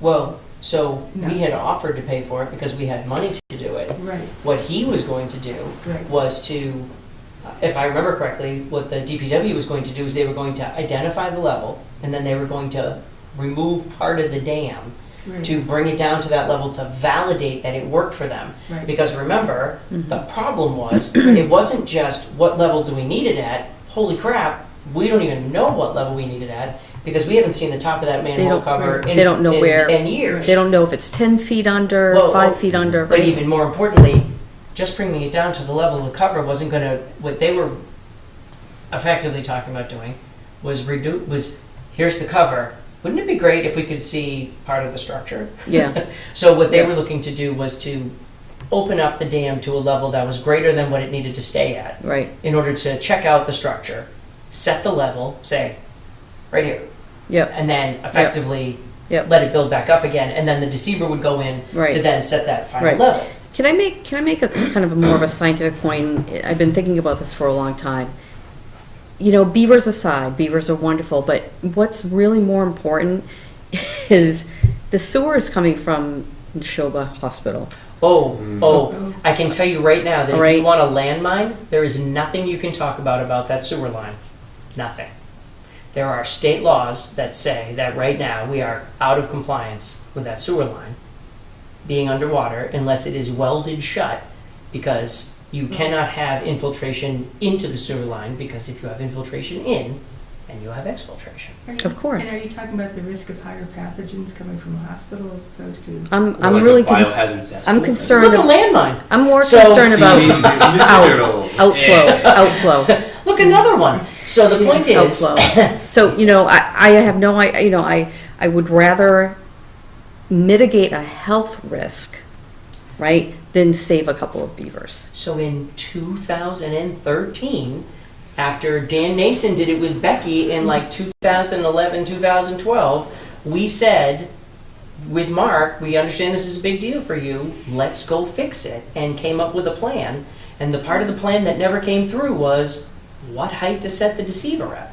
And was it Mark or? That's was it. Was it Mark or Dan Nason? There had been some talk about rerouting that sewer line altogether. We actually, remember with Dan Nason, That was Dan. we talked about rerouting the sewer line altogether, and that actually fell into part of our discussion with the Lagos, what was her last? August Wood. Lagos Wood Yeah. folks, because if this is where Rosewood is that Mike? What's the name of that street that goes and that we did the culvert through it? Victor? Victor Drive. Yeah. What's the Victor? Right, so you went up Victor, and then what he talked about doing was either rerouting the sewer this way or rerouting the sewer around, but not going through the wetland.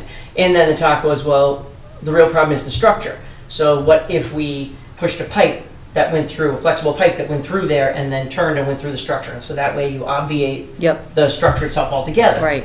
There were right. all sorts of Right. discussions about all that. That was Right. back in 2010, 2009, 2011. Yeah, Nothing happened. I think part of the problem at the time was, I don't know if it was budget or what it was.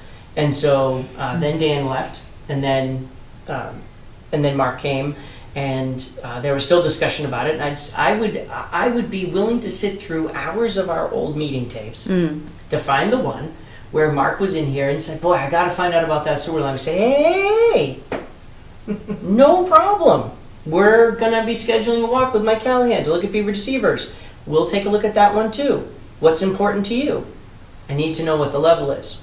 Great. That's what we'll go find out. I remember, I know that's exactly how it went down. Hey, we're going to go walk around and look at beaver dams. Love to look at it for you, because it was like one of the last ones we did. And it was the last one we did.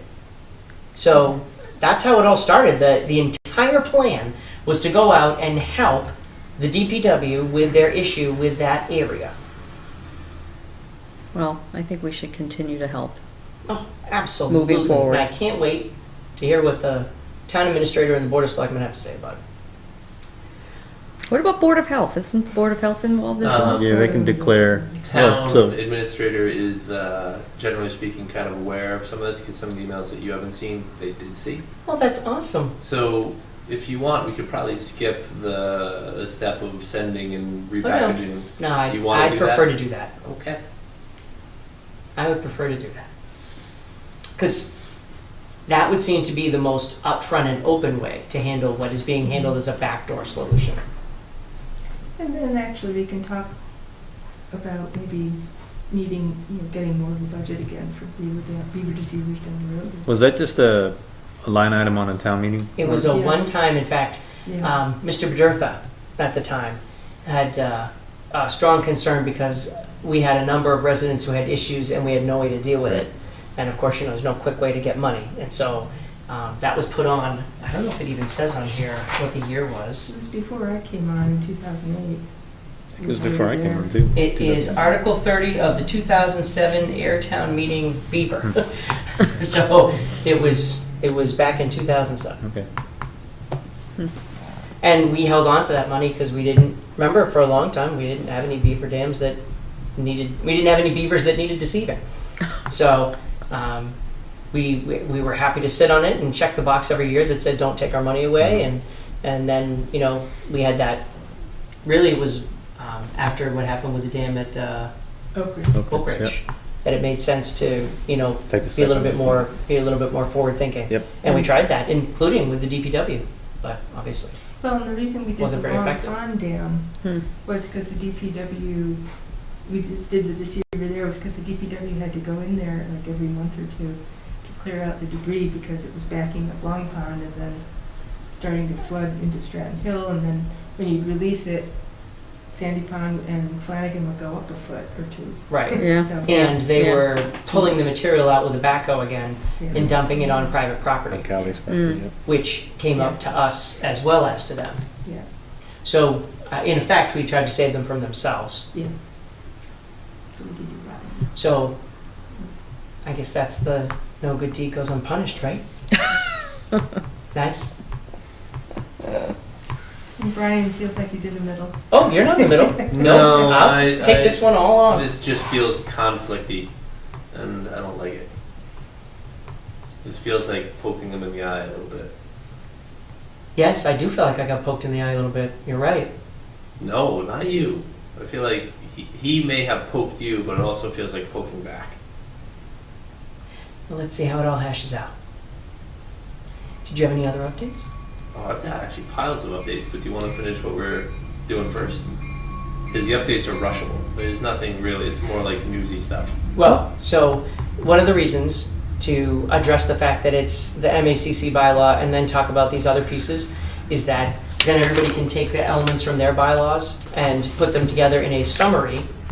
So the idea was to read a bylaw, right, and figure stuff out. And so now people can take their bylaws and we're going to make a couple of categories, and the idea is you'll type your answers, type and print your answers for exemptions, anything that you have that you find for ability to make rules, regulations, performance standards, any language like that we can steal from other bylaws that we can then use to figure out who's got the best and craft our wording. So that part, that's probably the best way to go from here. Because what you did in here takes away half of the discussion. Because I was blown away by how much of this seemed process. It's all right there. Yeah. So obviously, that's the best way to handle it. Right. So And there then you if you do want to see the additional notes for the MACC bylaw, on the MACC website, they've got their model bylaw, and it's got all the notes in it that I deleted that's downloadable and it's easy to get to. So. Okay, so All go right, ahead. moving Hit us with your stuff. Right, we're doing this. Yes. The database upstairs, we got a senior Shane. tax abatement fellow. He's great. He was in inventory in his career. And so he's constantly referring to experience with like part numbers and experience with how that ebbed and flowed. And so we're trying to craft some kind of cohesion in the filing of the flat files because we've got conservation and planning stuff in them. And after he finishes that, he's going to have this creature. And then I'm going to start pulling flat files out of the regular filing drawers, get them onto this, into the flat file system. Maybe we'll put a placeholder in, like, you're looking for the Stratton Hill such and such. And this could be a thing that's like, oh, Stratton Hill such and such is in drawer 6. It's tagged A1 or whatever. And then the great glorious hope. He's only got 100 hours of tax abatement, so we'll see if we get there. but the two filing systems upstairs where we have things done by address and then a separate older thing with things done by DEP numbers to bring them together. So trying to make it so that you don't have to know that such and such was DEP 1. No, it's got to be address. Right. Yeah. I think the original files were Well, DEP that's what file we- number. Yeah, Becky And- started it with address. Yeah, but, Right. but she didn't backtrack, and the So what is- volunteer might be able to backtrack. Yeah. so what is on that? Flat files, primarily right now, site division or subdivision, site plans, things of that effect. Mostly planning documents. I was going to say, that's Well, so that's disappointing.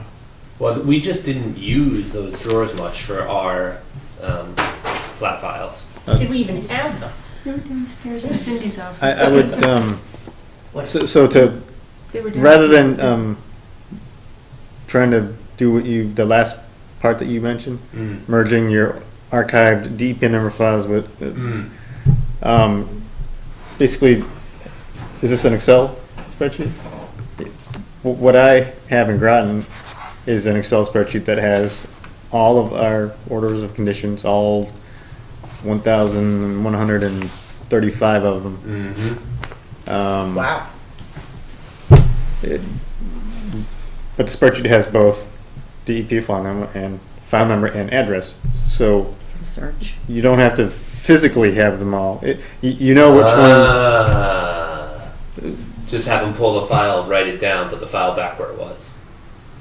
Well, in other words, if you're looking for an address, so in fact, So somebody asks you for a copy of the order conditions for either DEP number 100-0001 or whatever the address was. 30 Main Street. 30 Main Right. Street. But It doesn't matter whether it's upstairs filed by DEP number or And the great help of that is Filed by that I Edison. don't need to rearrange the paper Exactly. to the level to make the room for the reintegration. right. right. Yeah.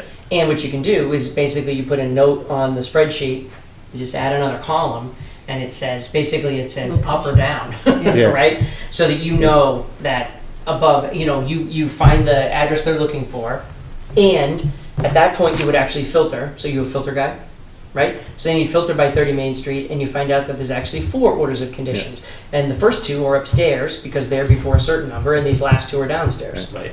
And we're also talking about setting this up so, several sheets stack.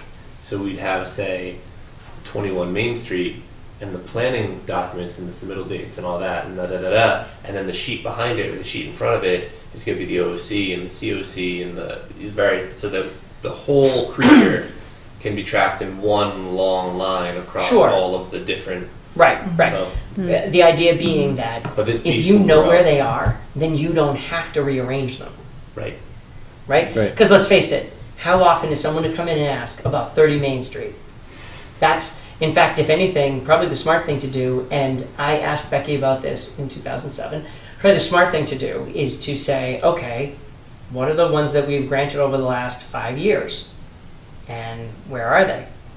Where are they in the process? How come we haven't seen 30 Main Street for their COC? And, Ever. So, and that's exactly where this is going. And so we started with what we had, arranged it, noted it, and then we're going to start, slowly use volunteering, 10 hours a week, if that. And we're just going to start, Sandy, who's taken over that desk upstairs. Sandy? Yeah. The planning. Building, board, planning. Oh, conservation. the person who came in from the Board of Selectmen. Yeah. Sandy, what's her last name? Beam. Bean? Okay. She a local person? Ish. Acton, I think. Yeah, she's like one town over. I forget which Yeah. one. Anyway, she's good at this. She's got a very good mind for this sort of thing. But we're gonna, as new things come in, we're gonna take all the information and build forward. And this volunteer, to the best of his abilities, we're just gonna build backwards. So. That's perfect. Yeah. So this is cool. So that's going on. Most of the time, just knowing where the stuff is. If you a know where great the stuff start, is, yeah. you have so little interface with it, it doesn't matter. Yeah. Knowing where it is all that counts. For instance, haven't looked at that yet. Right. All right. So there's that. I don't need any of that.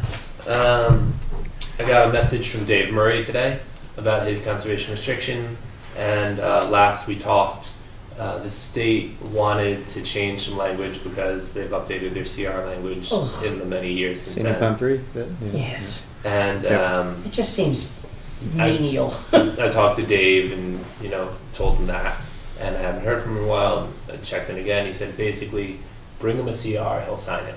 Like, he doesn't care what's on it. And so the problem is that he needs to be the one to submit the CR. So I need to basically, I think, forward an old copy of the CR to the secretary's office, say, what would you make different? Have them make it different, and then give it to him and say, here's what we would want to do, please run this by your lawyer, sign it, give it to us, we'll sign it. Well, And it was natural heritage, right? They were the reason for the CR, Right, right? Wasn't, so, remember Amanda Vino was there? she's still involved. Get out. Okay. So it seems perfect to send it to someone like Amanda and say, okay, here's the deal. This started and stopped. Doesn't matter how, doesn't matter why. All we need to do is take this document, update it, and the person wants to do this CR right now. Do you have the ability to mark this up, note it so that it could at least be processed and be turned into a document that he'll do? Do it right now. We need it as soon as you can do it, and we'll get signed. That's the plan. I'm gonna call 3 or 4 different wings of things at the same time, because the reason this ball dropped was town council. Ours? Yeah. It went to them and they never gave it back. I wonder why. Because they were really busy on And call it researching place. the. Yeah. I would look up Amanda Vino. I did. She wrote me a letter. We talked. I've got a whole history of this particular CR and the communications that went between everybody. We didn't deal with her on this one. I mean, I'm sure she was part of it. We really dealt with her when we got to Pondview. Pondview Estates has a turtle habitat behind it. And she, rightfully gave us some guff for not following up with the Pondview developer, because she knew all about him before we knew what he was about. Mm. And he finished the project and did what you're supposed to do. He went out of business and left. Back to the bond thing. Town council, Page is the one who told Groton and then about no bond. And it's like, we do drop the ball on a few things. It's like, I think we should ask that guy on June 14th. What legal reasons, just to get Yeah, another my opinion. experience with town council with getting you guys the ticketing powers so far has been that he tends to. He's very good at doing this without doing that. Well, he's definitely extremely conservative, and I can tell you right now that they have what would probably be the town rule book. And if your town wants to do something that's not in the town rule book, the first item is going to be to say no. That's just how it works. Right. Because But, that way they never overstep their bounds. in the mayor's speak, I asked what I thought was a simple question, and I made that package of rules and regs and how they all interplayed, gave it as a PDF all together in one thing and said, hey, could you interpret this and tell me what you think? And I don't think he ever actually looked at that. He just looked at the question in the email and responded to only that. And it took 3 or 4 emails to actually get them to look at the actual questions. I don't think I wrote them out again and then got responded. And the problem that I was getting from Robert and Carly was that an email cost $175 to town council. And so these incomplete answers was, my incomplete questions Was where I there- thought, It was a really effective way for him to send more emails. there you go. In the end, we got it all sorted, but so that's been my experience. I spent like an hour on the phone with him. An hour. Yeah, when I was supposed to be at lunch. Is that the, Whatever the, wasn't the comments on the lawsuit. Oh, there we go. Here's a few things that matter. So Beaver Solutions, Plan A, he's gonna put a leveler in, he's gonna write up a contract, send it out, or a proposal, send it out. Right now, the water level doesn't look like they should be flooding that basement, visually from the outside. Oh, I have no doubt Which- that it's not. Which basement? Mechanic Street Extension. Oh, okay. I have no doubt that it's not. Right. She's worried about it, just like the other folks who are here are worried about it. But at the same time, if you were looking at cost benefit, that's the best pond for us to lower Right, right. And consistently because of how it affects the downtown. he can level it easily enough where it is, leave the beaver dam in, put a leveler in, maybe drop it an inch or two. He can do that pretty easy. An inch or two? Well, this gets to that discussion where if it's a shallow pond, so if he drops it that much, that quickly, or even that much at all, the beavers will notice and they'll find a solution. There's plenty of room for that pond to get higher. They're brilliant. Yeah. Yeah, they're pretty smart. But if that doesn't necessarily work, the next option But is their to eyesight is trap not that very good. beaver, kill that beaver, and then drop the pond level to somewhere you'd want it to be, and then allow it to be, refound by the young of the year, in a year or two. And then Well- they won't be able to raise it past something. They'll only know it as a pond yay big. Sure. So those are the two options we were kicking Well- around. So those sound like the first two options. Yeah. It feels like there might be another option, which would be to utilize a system where pipe goes through like so, goes through the dam, so that, and then you have a piece on top, and that actually sets what the level is. And then what you do is you literally, every year you go in and you cut a couple of inches off of that pipe so that it drops the level. Yeah. That would be one way to come back to it. So all you'd have to do is the fence the cover that goes over it, like the one that we had the fire department cut for us, right? Make it with a latch on the top, and you flip it up. I'm assuming the beavers aren't going to figure that out. You flip it up, you get inside, and you cut another inch off of the pipe this year, and so next year the water level's lower. Well, anyway, we walked both of those I just wonder if that's avenues. something he's ever done.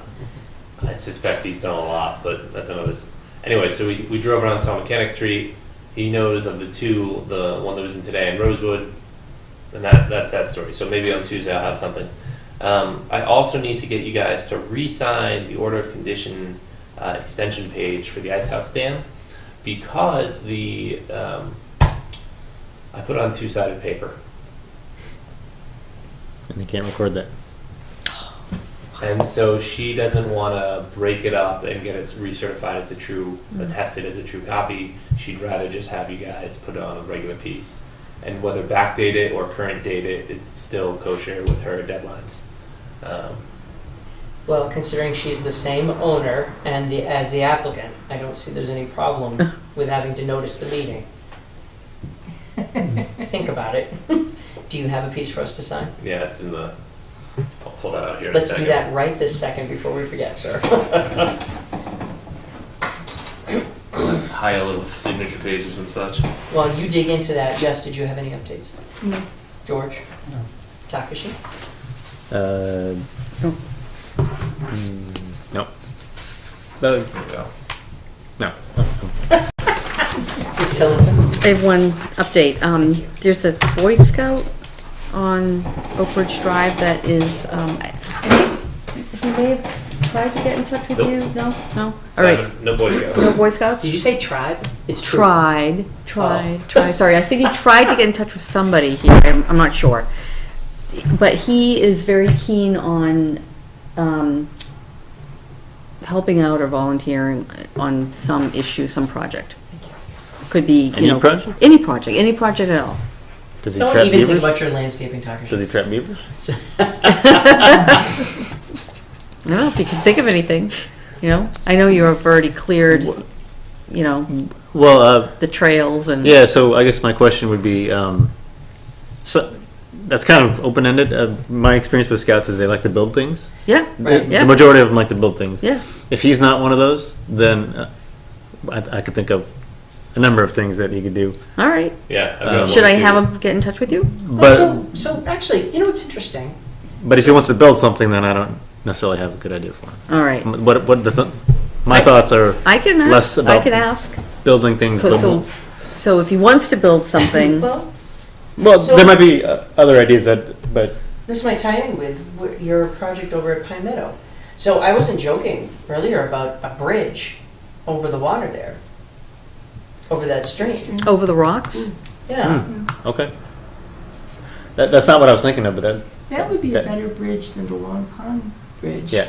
right? Because there's nowhere to go once you cross the Long Yeah, Pond Bridge. yeah, exactly. And it's nice that there's a bridge there, but you just, it's, You can trespass. you can try, right? You can Yeah. cross that bridge to be on someone else's property you shouldn't be on. Woo! But if we were to do a bridge over there, that, I mean, look, I've never slipped on the rocks, don't get me wrong, but you're walking over wet rocks, Yeah. and I bet there are lots of people who have slipped on those rocks. I can imagine some people. Can you imagine it? One or two. So I can picture where it might be a valid. Okay, so yeah, valid Yeah. if she wants to build something there, that's definitely something that would have a lot of public benefit because people will use that. And I can tell you, I would want to have somebody like the town engineer take a look at it with us, because the real question is, how far back does he need to go? Yeah, so I would suggest that it would have to meet the stream crossing standards for Right? a crossing, and so it would require some technical assistance, perhaps, that the DPW might be able to provide to help out. I guess the Just only to other do question I have, engineering and you know, you hate to overcomplicate Yeah. these things. But the standards are pretty clear. Yeah, You know, it would be- it'd just be 1.2 great to have times the somebody bank help width. them out. And, yeah. Right, yeah. right. Mhm. Have somebody help them out and then talk about what the connections would be. Mhm. And then, yeah. Mm. It would You'd have be, so the Long Pond Dam was a case of, and I don't mean to demean the boys' work at all, but it was a case of building on a solid foundation, Yeah, right? It was Mhm. concrete and he put a walkway on top of it that was wider and safer and had handrails. Right. This would not be that. Right. This would be, he's gonna have to have footings on each side, and then he would have beams that go across, and they would have to be connected. What if you made a And- rope bridge? that'd be cool. So we do that big V on each side, right? A swinging rope bridge. I don't see anything wrong with that at all. So, we are gonna want to put up the bigger sign that says trespass, you know, enter at your own risk. But, The bridge or the other side of the just bridge? period, just period. You can have a trap door in the middle of it too. Okay, So- okay. So the point is that, I imagine there are lots of different ideas.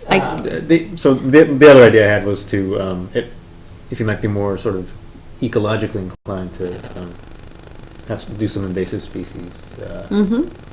removal or Thumbs up. control. Yep, yep, So that yep. Well, would it be, so I'm just reading the email again. Cleaning up town land, like Conservation Commission owned properties. yeah, and get in and- Pine Meadow Pond, Meadow Pond. Yeah. get rid of the phragmites. Frag it Yeah, up. yeah, yeah. Oh, yeah, get your patch boots that, on. yep. So what, so it's an Eagle Scout project? Yep. Yep. Is it a project that is lengthy? Is it No, a certain number of it has hours? to be completed by his 18th birthday. Otherwise, Okay. if he doesn't get it done, he can't get his Eagle because then he's too old. Okay. It's not fair So to that's do a the flag deadline. Project, because then you have to do it next year. Well, no. It just it We also It don't can- know where it he can is in be- the process. well, right. He's 16. has to have public benefit, and which is pretty broad Yep. category. So Yep. lots of things can have public benefit, and for something like invasive removal.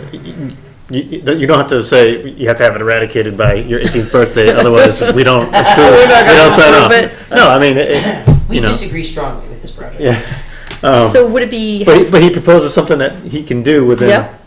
the time frame that he has, and could he come to one of our meetings and propose He would have maybe to. a couple projects and then? well, You yeah. should come and Should he- talk about one, I think.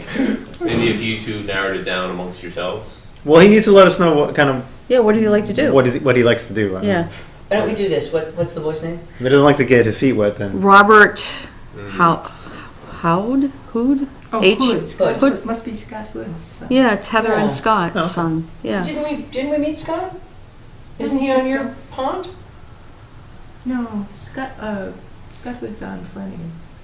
Yeah, he's on Flanagan. Which one? Who are you thinking of? Come around towards you, before you get to your house, one of those roads that goes down, the one that had the washout, fellow who came met with us a couple Oh, times. Standish. Yeah, that's it. Mike? Mark Standish? Mike Standish? No, Anyway, sorry. No. Sorry. How do we know Scott Hood again? he's on FinCom. Oh. course. Finance I know him. committee. Used to be on CPC, that's how I knew him. Well, back when FinCom had to be on CPC. Huh. Okay. So what should we do? Should we? Why don't we should- invite him in here, if he's interested? Yeah. So he's looking for projects? So it says he's been trying to contact someone on Conservation Committee for suggestions on his Eagle Scout project. He's willing to come to one of your meetings to discuss if the committee has any projects that they could recommend. Okay. Bring him in. Tell him, so if you don't mind, reply and say that the committee discussed it, the commission discussed it tonight, and we would be thrilled to meet with him, and we can, through our conversation, better tailor our responses. Okay. Because we don't know what he's into. Right. For all we know, he's someone who's interested in something very specific, and Yeah. Well, he might be interested in creating databases. Yeah. So, I mean. Yeah. for all we Yeah. know, Yeah. he Could be. wants to come up and load it Nah. up. So, Epic. that's why, if he really is that open-ended. That would be. Yeah. Bring him in and we Yeah, can figure it out. let's talk to him and Yeah. say, so Yeah. what is it what Yeah. are you majoring in? What are you planning to do next year? Yeah. What are your interests? So Which- And work from Would there. have a great Yeah. public benefit. if he contacts So- you saying yes, then you should interface with Yeah, Brian. about which agenda. Yeah. Well, let's just, you Yeah. know what, nothing sells better. No, nothing sells better than having him on at 7:15, start the meeting off on a good feel note and go from there. Yeah. Cool. Sounds good. Plus, he's probably got homework. Alright, so what else have we got in the hopper here? You're up to date on the Shang. Oh, you want to talk any more about your sidewalk? You were there just for an hour? I'm sure that was A just little bit- warming up. A little bit less. They were still going over plans in Sheila's garage because it was sprinkling. And, and I just gave our position that, we've gotten the building moved. We've done at least 14 meetings between the amendment and then this. And Met all the requirements Yeah. under the state law that Duncan brought to us, so Right. And, Except we'd perhaps push- the and we'd wellness. push- we'd push back on, when they wanted to move the mitigation area up the hill, and we're like, no, we want it in the riverfront, and we want it this big, not this big, and stuff, so. And I gave him copies of the minutes from the, when we did the initial hearings for the amendment to the OOC. Thinking maybe he would read in there, the very first sentence we heard from them was that the resident at the last building didn't want another building next to hers. But, that was clear right from the get-go. it was. But in any case, Yeah, so the email from Shang that I don't think is in the letter, It was the one he sent at midnight? I actually don't know. We moved the building 4 more feet from Shella's. Now we have a 17-foot separation around 13 feet. He's gonna get the layout for the applicants on their best effort, 14 hearings to avoid the soft and erodible soil area and try to provide affordable housing. He has to keep one triplex so he can provide the affordable unit in the middle. Project is a redevelopment project, though some of the site conditions might look a little different from 5. We're doing 3-to-1, blah, blah, blah, nothing of any meaning, but that was the email prior to the one from Joe that I sent out, and that's actually the email that Joe was responding to. I see, so this was here's all the stuff we talked about. Joe wrote back, that's nice, but you still need to send me these other three It's a things. shame, he's telling you all sorts of stuff, and then you wonder what you actually... It's lengthy. is the word. So, I'm kinda then surprised we get nobody down edits into for Jeff's. him. This is the One-man show. undesignated fund balance, the unexpended monies. yeah. Jess, can you let us know about the FATM Article 4 weed control for Flanagan's Pond? There's $15,000 left over. I've CC'd Brian just in case he needs to be Wait, included. who's this? This is an email. From who? I don't know. I didn't copy that part of the name. Just from Lisa if it's an accounting issue, right? It looks like we need to let Lisa know if the projects are completed, and if Nope, there's Martha. no more need for these funds, I then need to send her a notification so they can be retransferred back into their respective location, which is undesignated fund balance or historic. And it is to you directly, Jess, can you let us know about the FATM Article 4 weed control for Flanagan's, which apparently still has $15,000 in it? Wait a minute, Wait a minute. FATM. Fall So annual fall town meeting. annual, which is incorrect language, it's Yeah. supposed to be special town meeting. Was that the one where we got a vote for using CPC money to cover the Springtown meeting, previous Springtown meeting? I guess it's to cover the But I overage. thought What was the that- year on that, sir? FATM? FATM Article 4, I copied. Oh, yeah, no, I just so- wish it said what year. Yeah, she didn't. So say it would that. have to be, I'll talk to Lisa. I mean, this is in, pull up your phone and see what it is. The email was to you too. Oh, today? No, this was Tuesday maybe? okay. See, I'll look at No, that's fine. Wait. I shut my phone off, so. So the long and the short of it is, if there's money left over, For Flanagan's Pond weed control. so what, Leave it. the very quick, right, the very quick Use discussion is there's no reason to send it anywhere. Yeah, because we'll have use for it. Use it. Right, that's effectively money in the bank for the next weed control project. Well, somebody needs to, communicate that you guys apparently want to keep this money and. Well, Okay. I guess and I'm I mean, confused because there's a process for this. It's not send an email to somebody and ask them. They used to send us this list and they would say, is there any money you don't need anymore? So let's look on here right now because I didn't get to read this. So the first item on here is Article 30, 07 ATM beaver control.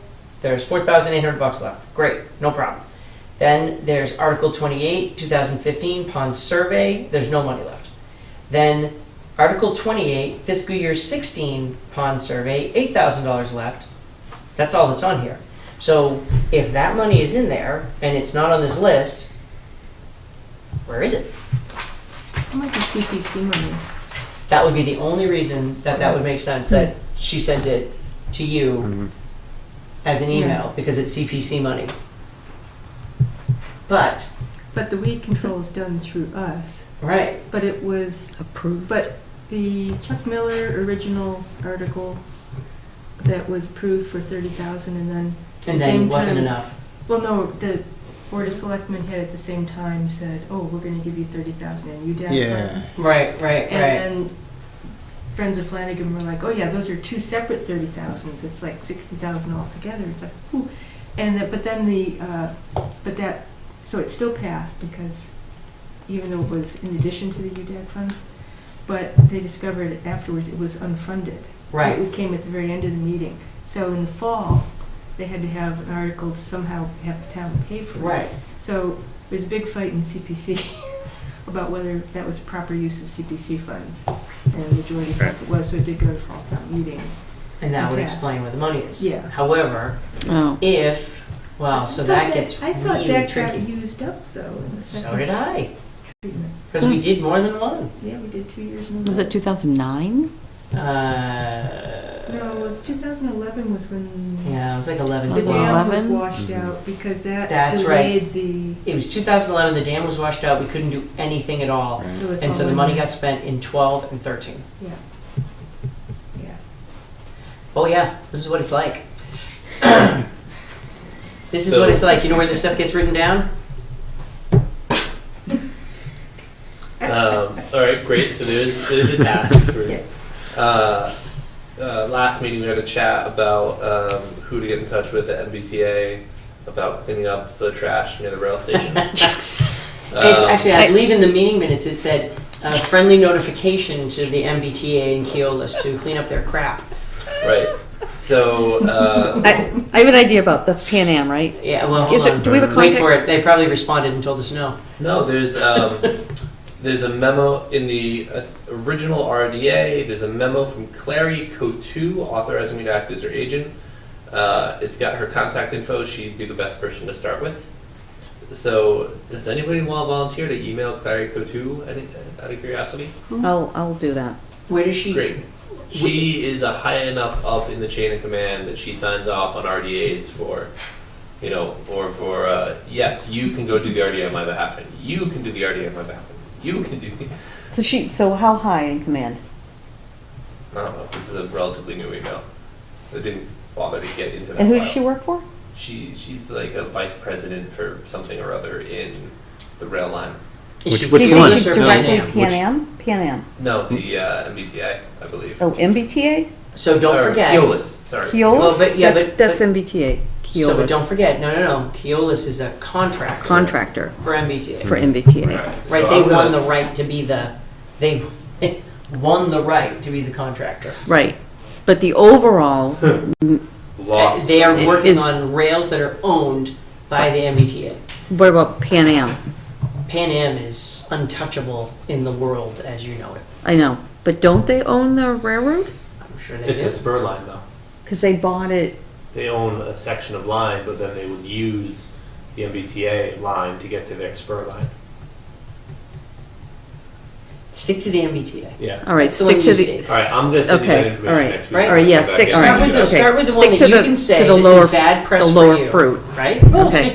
stick to the one that's a legitimate. I see this every day on the train, and I've been thinking about videotaping and making YouTube videos that I post every day about how crappy it looks. Yeah. Now on the Conservation Commission, so I can pick on you. Yeah. No, because I was thinking, we're gonna have trash gotta cleanup Yeah. day, right, on the 30th, right? I was thinking of calling them and saying, you know what, just as a nice gesture, we have a lot of people out there picking up trash. Can we cross onto no, the? no, No, we can't do that? No, No. you just had No. that case of the Philadelphia. Oh, the really? The two workers who were cleaning the wrong tracks, Oh. and they derailed the train, and they died. People got hurt and they got Oh, killed. that's not a good idea then. There were two tracks side by each, just like ours, Yeah. and they were working on the wrong ones. And there was although it came up and then immediately disappeared that some special signal lighting that was supposed to tell the engineer to brake wasn't operational. So So- whenever Okay. you do a sidewalk That came up on, the like, tracks, one they have to have a blurb flag man On with us. NPR Yeah, the yeah. other So morning, you and can't let. Hasn't Okay, you can't do that. good Okay. for an NTSB. But I can to still call her. bring it up again. All right. Yeah. All right, all right. But you could ask them to send their own volunteers. It's true. Yeah, or Can you Well, not hold on. volunteer, or Volunteers. Volunteers. All right, Anyway, All right, so I'll So send it send to me you that. on Tuesday. yeah, Um, send me that. we have a request from Rosalie M. Boosie, yes. 8 Hickory Way. Yeah. She would like you guys to come out and have a look at some trees that she wants to bring down. Okay. She's requesting a site walk. She can't make the meetings. I've already been to her house. Well, she's got them tagged, and Okay. marked, and wants you to have opinions. Okay. And she has offered up on the 16th or the 30th, the Saturday, she'll be home until 11. And on the 23rd, she has to leave Ayer by 9 a.m. I won't be around on the 23rd, but I could probably do the 30th in the morning. What I could probably do, She's got 3 trees marked with an X and a 4th that just has some branches that she wants to take down. She'd like to have everything removed while the trees haven't, leafed out. can you send me her email? Because I'll ask her if it's okay if I just swing by some night. It's light until 7. Okay. All right, we have 2 minutes left. Pass that on to you. Stratton Hill, Hill. Stratton Hill, yeah. Yep. That's your walk with. That's the last item. Everything else is filled off, and unless there's a thing from what is it, FEMA? There is, but you know what? I'm willing to Right. bet it'll last.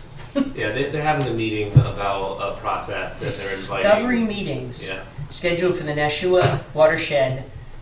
This one's on Wednesday the 27th at Leominster Library Auditorium in Leominster, Mass. And there's another one. That's funny. there's 2 sections, one in the morning, one in the Oh, evening. 9:30 thank you very much. 9:30 a.m. and 1 p.m. So that's tough. If you work. I'm gonna try and go to one of those, I think. Co-chairperson? That's very funny. Who's what? What? So it's to the town administrator, the building inspector, DPW, Bill Daniels, co-chairperson, Conservation Commission. George, what did you do? Oh, do I have a solution for you? Actually, I'm adding one more thing. Do you want to keep your binders or do you want to give them back? I like I the want red to one. keep it. I'm keeping red. Because that means if you take them home, You have to bring them back. you have to bring them back. Will do. All right. And this is self-enforcing. Whoever forgets owes me, I don't know, a 6-pack. or We something. need a swear jar. Or if you want, exactly. or if you prefer to have them back, we put names on them because I want the red one.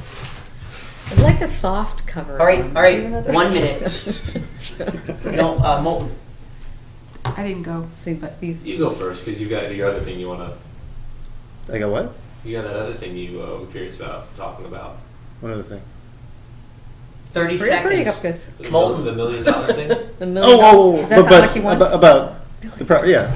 $1 million. All right, So yeah, we looked at it's this way. What's this one? the dirt pile and the silt fence Yeah, below yeah, it yeah. that's Inundated. almost entirely inundated, except for one stake sticking out. You can kind of see. Yeah. There's 2 beaver dams toward along, I guess, whatever that was, a brook or Sure. towards Long Pond that are causing a very nice looking Yeah, it's quite lovely. wetland, but that's bringing the water level up. So I guess the question, so the 2 things that Brian and I wanted to look at were the silt fence, where it is, and we probably want to get it out of there, but it's going to be messy. Yeah. So how do we feel about that? And then the other thing is the dirt pile, and what we want to do about that. It's looks fairly stable, although Is it grassed over? it kind of It's mossed over. clay. I mean, it's really it's On not one side. The other Yeah. side is. There It's is a greenish. there is at least one Erosion gully. erosion gully that Looks old. looks old. Yeah, so it appeared to be relatively stable as it is. Although we're out on a nice day. If it had been raining, we might have Right, had a who knows, different. it just- So yeah. But there's no delta of soil that runs Right. off into the. Yeah. Right. And so so that's what it looks like. And then so as part of that, Dave and Dave Jr. were talking about the development and what they would like to do, and it sounds like they, at least the way they're speaking, it sounds like they would like to come back again with like a phased approach to, start building houses and selling houses so they can Sure. have some money. I'm sure they certainly don't want to put all the infrastructure in one shot. Right, they were talking about just a cul-de-sac to approximately the power lines, and then having that be the first phase, if I'm saying it correctly, and I then don't think there was ever a cut-through road, um, right? Was there always one It's huge just big loop? Yeah. There was Yeah. never a cut, never a pass-through.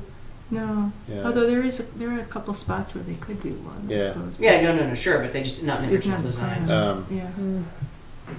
Interesting. yeah. So that was kind of the gist of the discussion. We looked at some of the other areas that we weren't sure where some of the other wetlands were, because this goes back a long time. Oh, yeah, it does.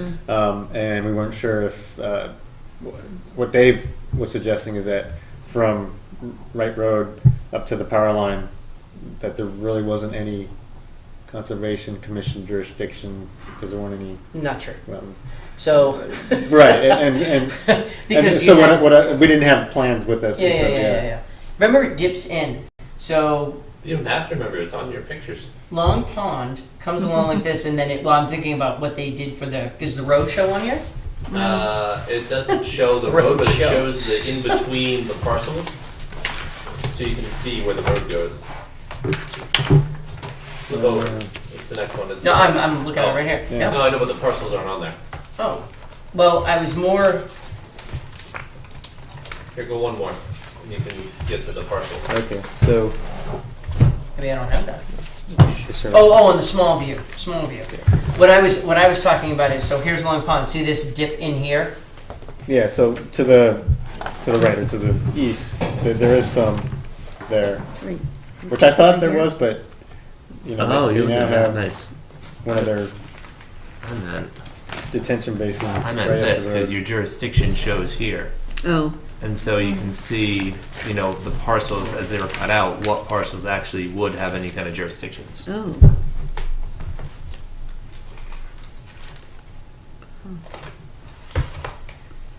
Yeah, so there is a lot Hmm. of buffer zone. That's what I thought. 1, 2. So anyway, he doesn't have an order of conditions on the thing. No. Oh, But he is still on the hook for another month. Yeah. The conservation Before and run- management permit that was issued by the state for Oh. the rare species was a 7-year permit that expired in May of this year, next month. Holy smokes. 7-year +2 and it was from May 05. Right, so that includes the. I was just gonna say. the 'cause, 4 years of yeah, it was permit definitely extension. way before 08. So, and I have absolutely no idea how it works, how it would work, because the conservation management permit included the Rocky Hill Groton portion. So it's a conservation and management permit to protect 300 plus acres in Groton plus 100 acres in Ayer in exchange for Oh, boy. permission to build 2 subdivisions, one in Groton, one in Right, Ayer. right. It's linked. Yeah, they're linked. So I have absolutely no idea what happens. What was After his they- attorney's Since- name? Bob Collins. Bob Collins, yeah. With the air portion, since he's not at a point where you could honestly say he's building it out like he is in Groton. Hmm.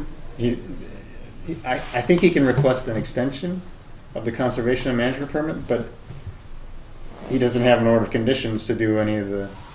So all he owed us was a remediation plan. Yeah, I guess the real question is, how long ago was that? long time ago. So He stopped in, he stopped the building when the economy crashed, but I think he, it was several years ago, he was It ran trying out. to. Remember, it yeah. ran out in Mhm. like 13 or 14. Yeah. We made him come back. Or I think we more like said, yeah, 12 or ran out. 13. Was it 12 or 13? He came back in 12 or 13. We redid it with him and we said, we need a remediation plan. Remember, he had an Yeah. engineer we'd never met before. Yeah, and, He showed up and then he never came back. right. So that's where we left off. So I guess the real question is, if we did that, he's about to expire on his order of conditions he never had signed. So Yeah.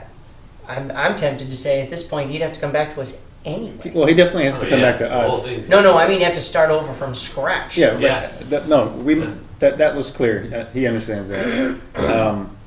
So he's But no way getting this by May. That's where I no, was no, at. no, no, no, no. That's where I was No, at. no, no. And he's under no delusion that that's going to happen. But it's just I don't think anybody knows how to even begin to fit in any new proposal unless it matches exactly what was proposed the first time.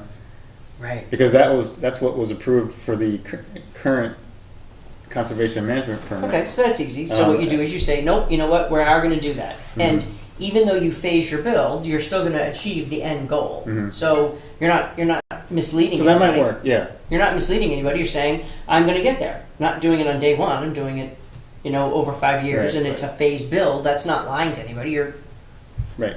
Right, and this long, bothersome project, theoretically, should all be phased. That's what we should all do them as. could be avoided. Well, yes. So How much did he offer to sell you the land? he didn't, and I didn't bring it up, but I think as a commission, we should think about whether there's value in not just the approximately 100 acres that eventually would be permanently protected as part of the development of the subdivision. I think we need to decide if there's value in perhaps seeking to expand that 100 acres to include the whole thing or most of it, or so I think we should consider, and this is going to take some coordination with other groups in town, but whether we want to try and come up with some sort of offer. About trustees of reservation. We're talking about money we don't have. Well, right. Not to put your fine point on it. Right. We're talking Well, about money we just there's bought. Mass Audubon, which already owns 300 acres, and I think they'd love to probably expand their sanctuary to include. So it'll be conjoining, Sure. Oh yeah. big conjoining, yeah. I don't know. Birds me. But, No, I think that's a great idea. Yeah. Hmm. And How How much, What's the thought? I mean, how much do you think, like, in today's market, is it, I mean, it's money he's already put into it, right? And then how much is it worth? Well, yeah, he's put in some of the infrastructure that, Not too much. Come up the hill, he's done some of the pipes. yeah, Yeah, but, Mostly on that right side. He put in storm drains in preparation of the yeah, finishing out the road to the end, and he's Yeah. got that basin that's a disaster and a half. but in order to yeah, yeah. start selling houses, he has to do more of that investment in order to get to the point where he Oh yeah, can no, invest. no, there's no Right. question. He's He's gonna invest So a lot I- more into it. My opinion is that he might be willing to consider, And he'd be on the hook for redoing Wright Road, yeah, because that was part of the planning board. yeah. Yeah. So he might be willing to consider selling, at a discount. it might be a benefit to him to sell. Yeah, because, right. And I think that Takashi, or sorry, Bill, your point that some other people might be interested, you can see where the lines are drawn for core forest and critical natural landscape in the biomap scene, which is, right there. He'd be up into this space right there. And so, there might be some Plus, motivators. we've got the Yeah. geosyntech report saying, talking Long- about how Long pristine Pond is a Long big deal. Pond Christine is. Long Pond is, right. Very- We know that the surrounding area is Yeah, this isn't going to get better. an ecological Right. hotspot, right? If anything's going to be done here, this would be the move. Right, so Well, this is a huge piece of property. how close are we to being able to submit a draft OSRP? When does your wife get home? In 3 days, 4 days? Yeah, so 5-6 days. So we, it would be nice to be eligible for some grant funding. It would if be, it came to that. and we need to work on getting a quorum on the Open Space and Recreation Committee. Problem is not me. But I also think it would be good to, Yeah. Dave Moulton is Certain gonna have to members who go don't to the show planning up. board to say, hey, I'm thinking of back. I'm back. Might be nice if the planning board and the town administrator, the DPW, were all sort of aware of and maybe in support of, and at least an interest in perhaps seeing some more of that protected. Yeah. So our typical funding mechanism, right, would be through CPC, Mm-hmm. but it's also town meeting, Right. right? So there is the possibility of using town funds. Right. Now, I don't think things are back to the part where people are gonna jump up and down about that. I don't think we have a rainy day fund for that kind of thing. Right, right. But this certainly seems like one of those places where trustees of the reservation or Audubon would be excited. Audubon especially, if they could expand their territory, Yeah, absolutely. as part of a package. What about potential aquifer, Well, it yeah, wasn't on so that map. I don't think it's. I don't think is it, it's. it's not, I think it's outside. it's not, is it outside? Well, I'd be really surprised if it was. 'Cause It's you not- know, The town is all well water. It's not, So, the town is all, all well, wells. well, I'm talking about new wells. Public. Potential new wells, because, Oh, Because- I would. Oh, I see what you're No, no, no, I would. Well, look. So right now, the town is already talking about extending the water main and crossing through this little area here to try and continue this, Yeah. right? So Yeah. you've got water and sewer. You'd be at the end of a long pipe that runs Yeah. through a whole bunch of neighborhoods. yeah, I don't know that that's what they're necessarily looking for. yeah, I mean, the water tank up at Pingree Hill is Yeah. pretty much because you want to put pressure up at the back of Pingree Hill. yeah, You imagine as they keep building those houses, you imagine what the water pressure over there is going to be like, yeah, it's, yeah, So. yeah, yeah, you know? yeah, So, Takashi, I'm Yeah. assuming you know all the right people since you've got your new reserve over there in Groton. When they put that process in, all those same emails work. In terms of the folks who did the land acquisition.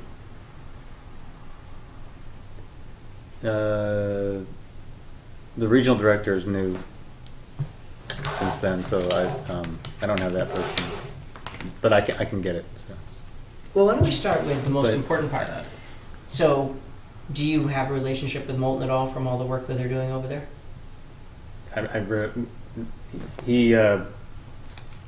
No, not really, because for his Groton subdivision, he's not in any buffer zone right now. So Non-jurisdictional. Yeah, it's non-jurisdictional. Okay.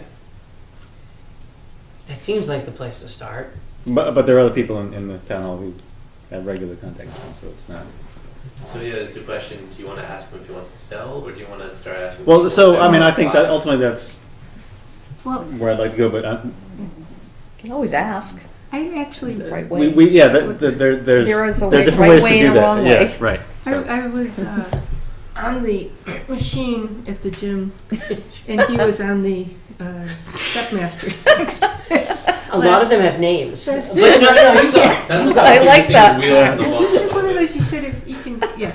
At any rate, so I said, so, last summer I said, so Dave, what are you planning to do up in Stratton Hill? And he, at the time, was talking about, he thought he would sort of deserved to retire. And wasn't thinking about doing anything in the near future. And I said, well, I said, just so you know, I think the town would be, interested in being considered for purchase at some point, or somehow. And he said, well, he's at the time, I think he said something to the effect that one way or another, the town was going to get some of that land at least, Right, meaning which the is conservation right. restriction area. But I said, yeah. So just I'm sure there'd be factions in town that would be interested in considering I that. think he'd be interested in the conversation, just based on some of the conversations we had. They wanted to do the phased approach to get money flowing, to get some things sold so that they had some money coming in. And it sounds like, it's my ear. The funds on one bank account or another are getting a little towards the bottom, so they need to get this project moving again to, keep things floating. Well, of interest to me would be to work with him for a phased approach that allowed the work that is, for lack of a better expression, the left side of the loop, the west side of the loop. The east side of the loop tracks along Long Pond. Mm-hmm. So if there was something to be gained in, purchasing some of that property, anything that abuts Long Pond to prevent development there. So if you were to say, okay, can we buy it outright? Do we have, that kind of money right now? Nope. Is it going to take time that he might not have to arrange for all these players to come to the table? I bet that's not fast. If you're the trustees of, right, isn't it trustees of the reservation? Yeah. You figure we're probably not the only people who called them this month to ask them about buying a piece of property that we're interested in. True, but this is, so we just actually bought a piece of land in Natick, and the trustees put up the vast majority of the money. And what we did, we put up about $1 million. And the reason for that was primarily access easements, and so that we had a role to play. The parcel was important enough that the trustees would have picked up the rest of the tab, but that $1 million that we kicked in gave the town some authority to talk about it. Gotcha. And what it was a large old farm on the boundary of Dover and Natick and way back down south. And it's on 3 or 4 sides there are smaller parcels of land. And so in the end, I think it gets really close to like 100 acres of contiguous open land with one house in the middle. Wow. And there's a lot of connectability. It's on a hill, and so you can actually see everything. If you can think of, you could see Monadnock very clearly. You could, Wow. whatever high point around here, you could see it from there. It's a nice hill. And there is no ecological value to that other than the fact that it still didn't have houses on it. Right, it's open space. Yeah. And you're not so- finding that again in Natick. And this, right, but this space, as it's designated, is a really important ecological space. And I think the motivation would certainly be there for them to come out and have a look. No doubt. So So- how long did that take? From start to finish? Yeah. Yeah. So he may not have that kind of time. Well, he's gonna take at least a year to get his permits back up and running. Could be close. All right. So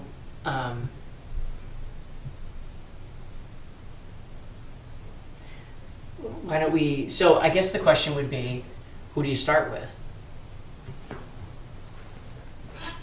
So, to me, the smart money is to start with Moulton.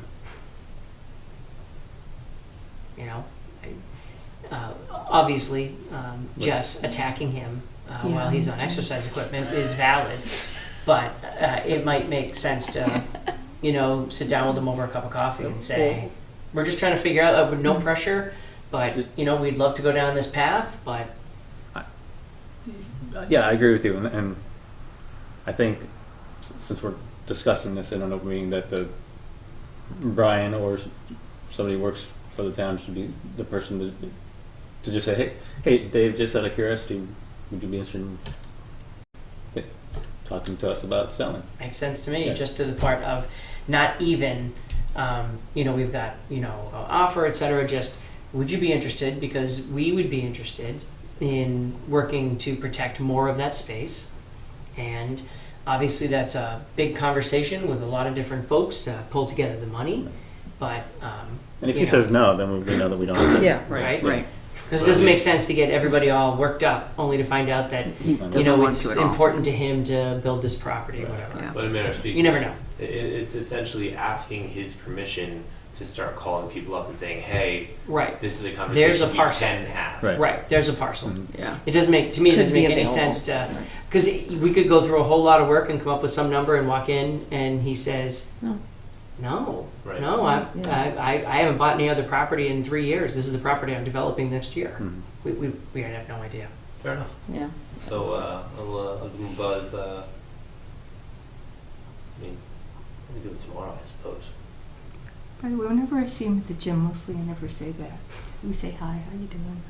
And then if he says he might Every have time an she interest, sees then I mean, I can Yeah, we can be go through speaking your with Rolodex and with start pulling Mass. out I mean, I numbers. could be shooting an email to Mass Audubon the next day. So Yeah. And after, you know, I met the guy who was involved in Natick, wasn't a regional director. He was like the director of conservation for the. So we've got his card too. That's cool. I think the state would,